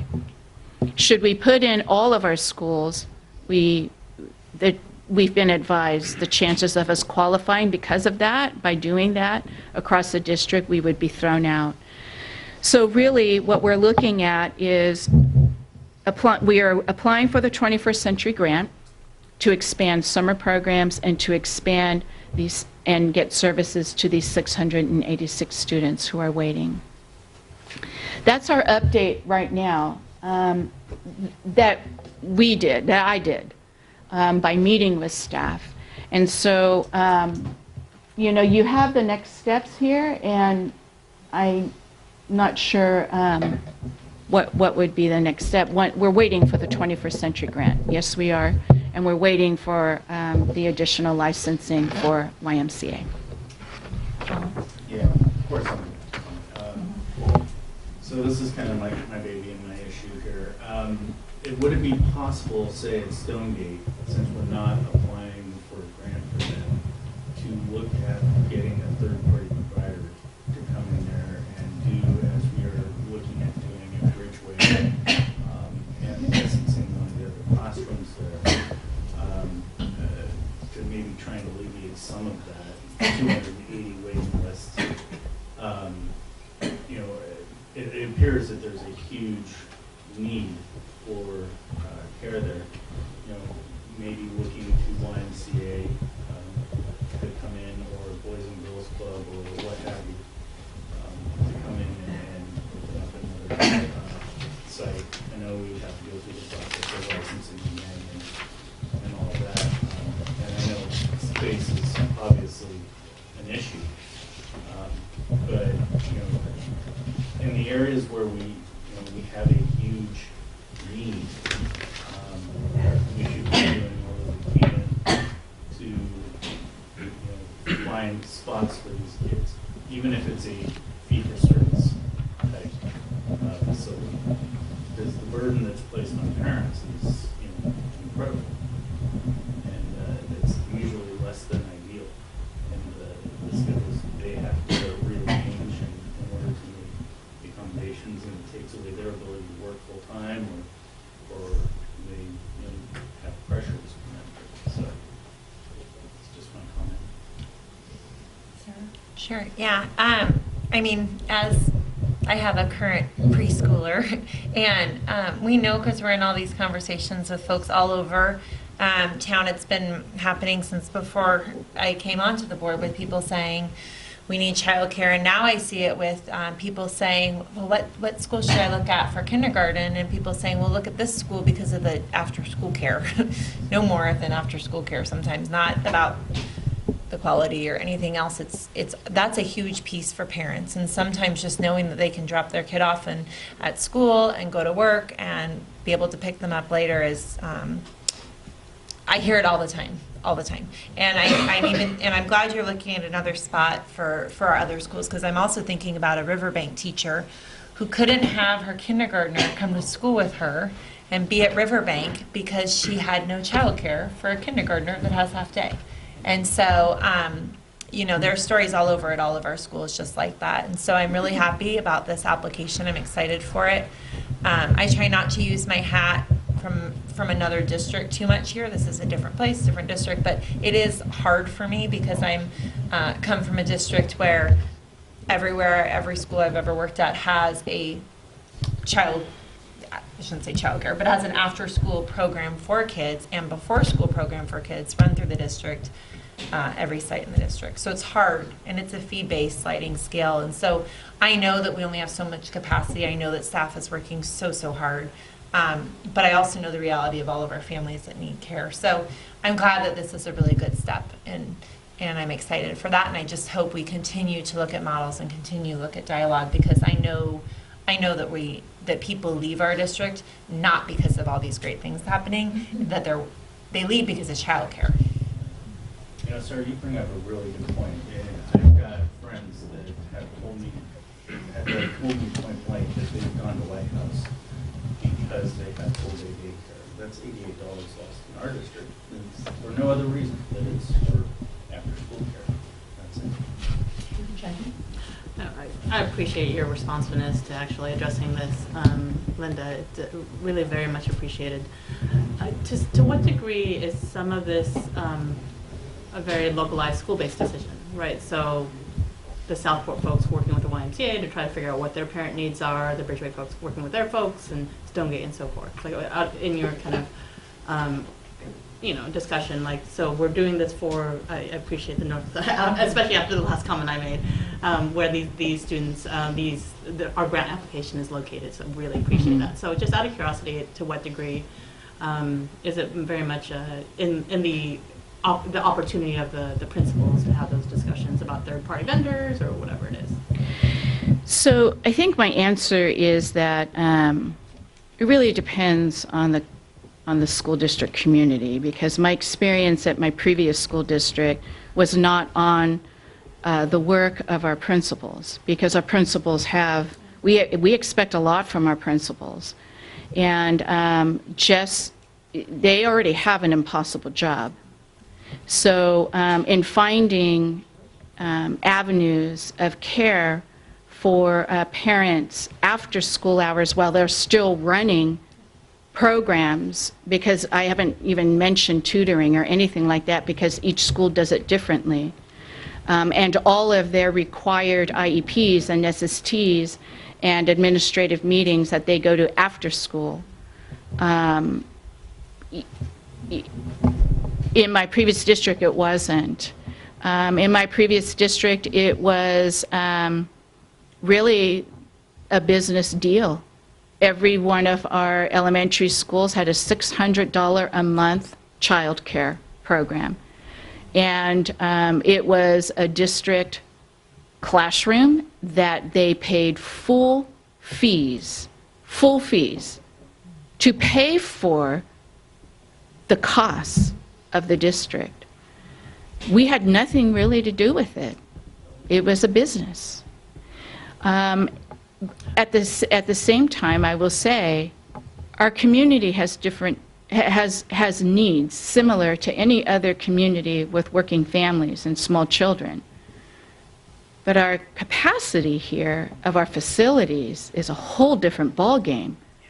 We can't just give a facility to a business to run after-school care. We can't even get a preschool class on a campus because I have no room for that. And quite frankly, as your superintendent, that should be my priority, is to get a preschool class instead of after-school care for a facility. At the same time, I know that there is a need.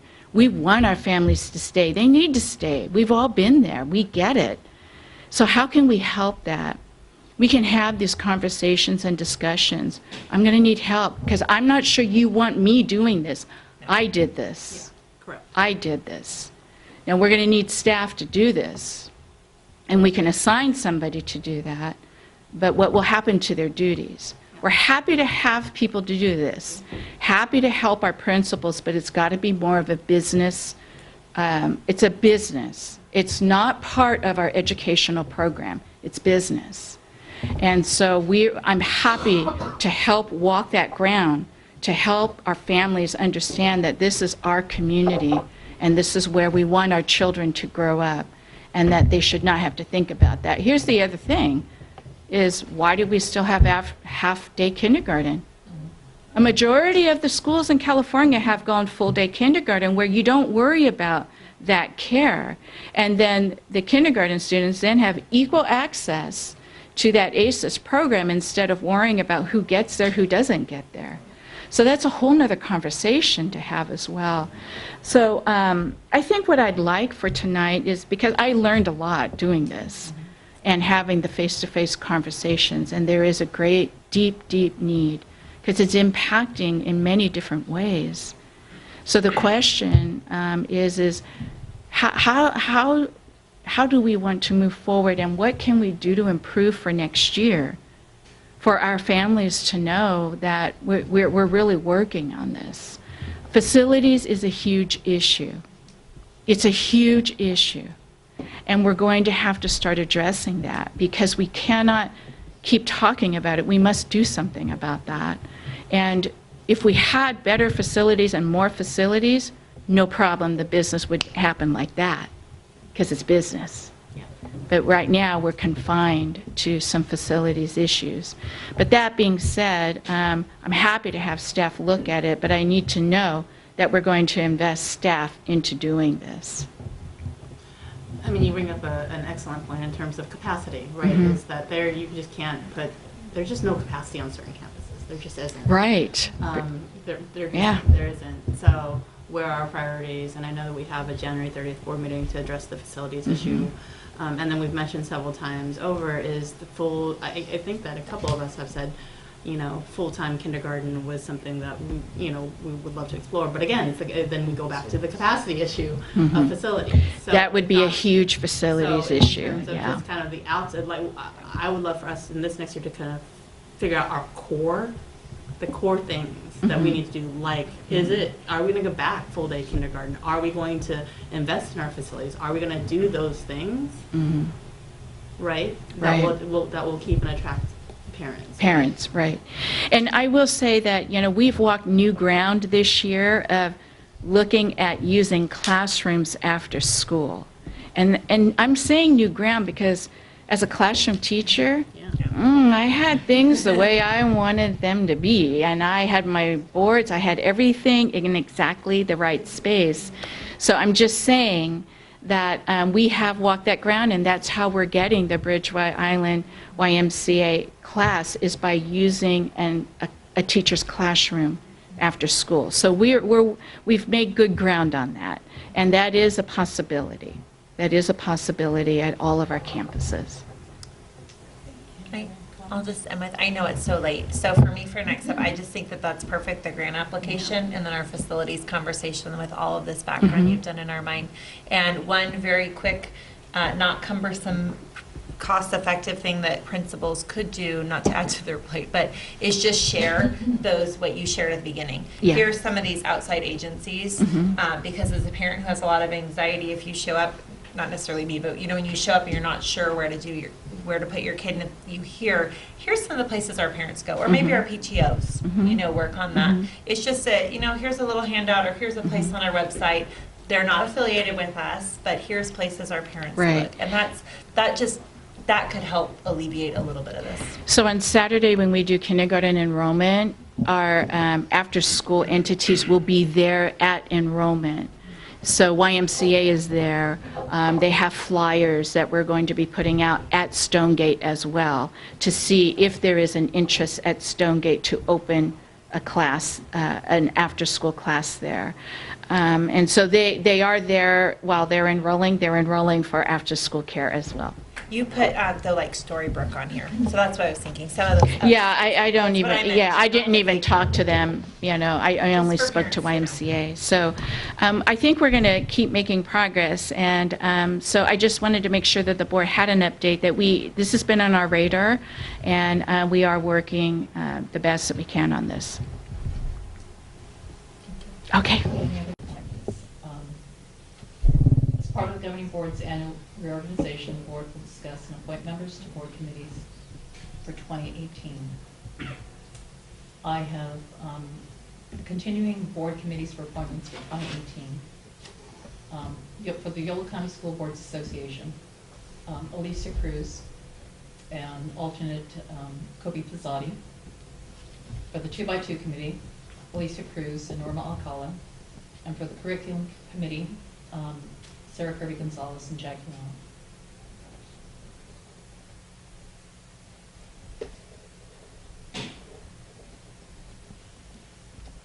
So did you get them? Okay. So thank you. Policy committee as well. The policy committee is not on the agenda. It's not, no, it's not, just those three. And I had said I wanted to reestablish the preschool, but that would have to be. That would need to be agendized. Okay, agendized, okay. And I have some comments about some of those Okay. before it goes back on the agenda. That's fine, thank you. Okay, so a motion to accept the recommendations. Can we get a motion? I move. Can I get a second? I'll second. Thank you. All in favor? Aye. Aye. No. Do you not wish to be an alternate? Or you do? I also object to the meeting of Okay. So we have, how many ayes do we have? Aye. An aye? 3. And 3 ayes, and One one, no. One no. okay, and 1 no. So the appointments, the committee appointments is passed. Okay, the board will also discuss possible formation of new committees, and there being 11:30, I guess we could Table it till I think so. another time. I think, okay, very good. So we will table the ad hoc. Okay, all right, so we'll go ahead and table those for another time.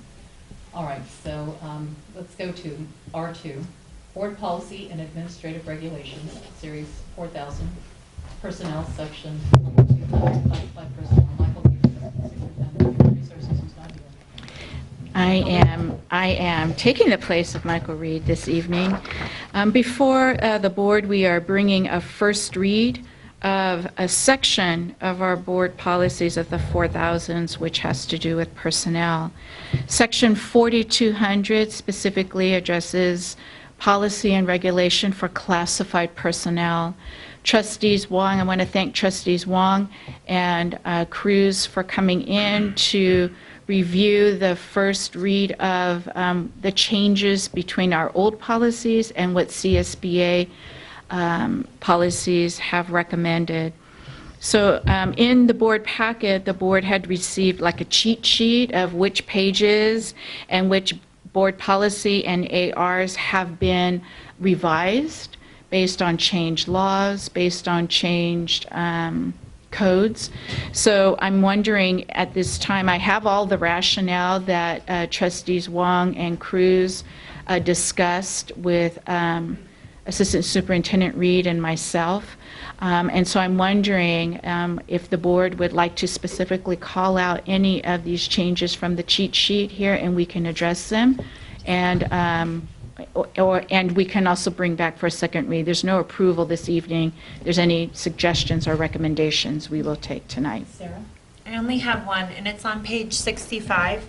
And my question is the addition that employees newly hired for regular positions in classified service shall be considered probationary employees until they have satisfactory completed 1 year probationary service. And my concern or questions were around why the additional part that says, unless a shorter period of time is negotiated with the exclusive representative of the classified employee.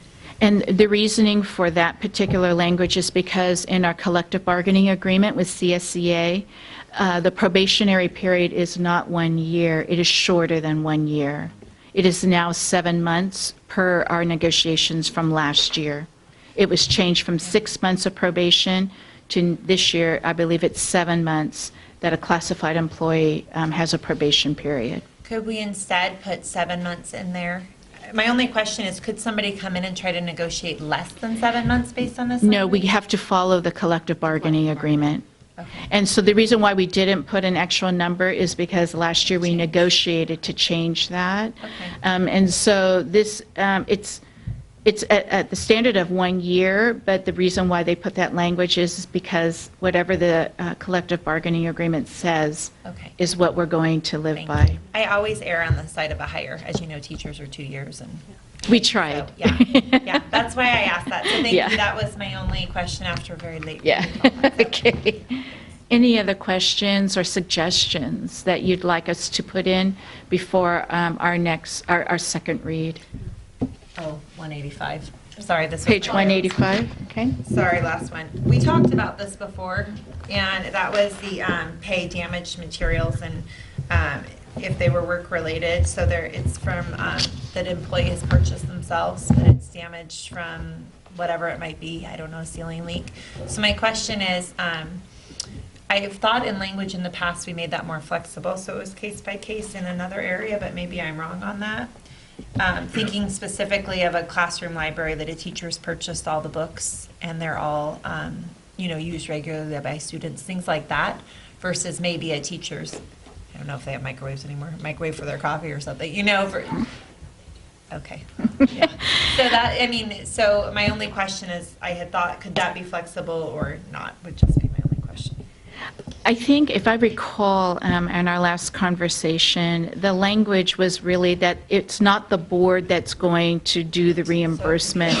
It's the district's purview to do the reimbursement to anything that was stolen. The flexibility. The flexibility of it. And it doesn't weigh on the board, but it weighs on the district staff. Thank you for And it's refreshing. aligned with the certificated adoptions that we did earlier this year. Great, thank you for refreshing my memory. I couldn't remember that conversation. Now that's it. We need you to stay up there. Okay. Second read and approval, board policy 5121, grades and evaluation. Oh, I'm sorry. That was Andy Parsons. I'm going to give that to Dr. Parsons. Dr. Parsons. Andy Parsons. Tonight I bring back to the board board policy 5121, grades and evaluation of student achievement. I brought it to the last board meeting, only the board policy, not the AR.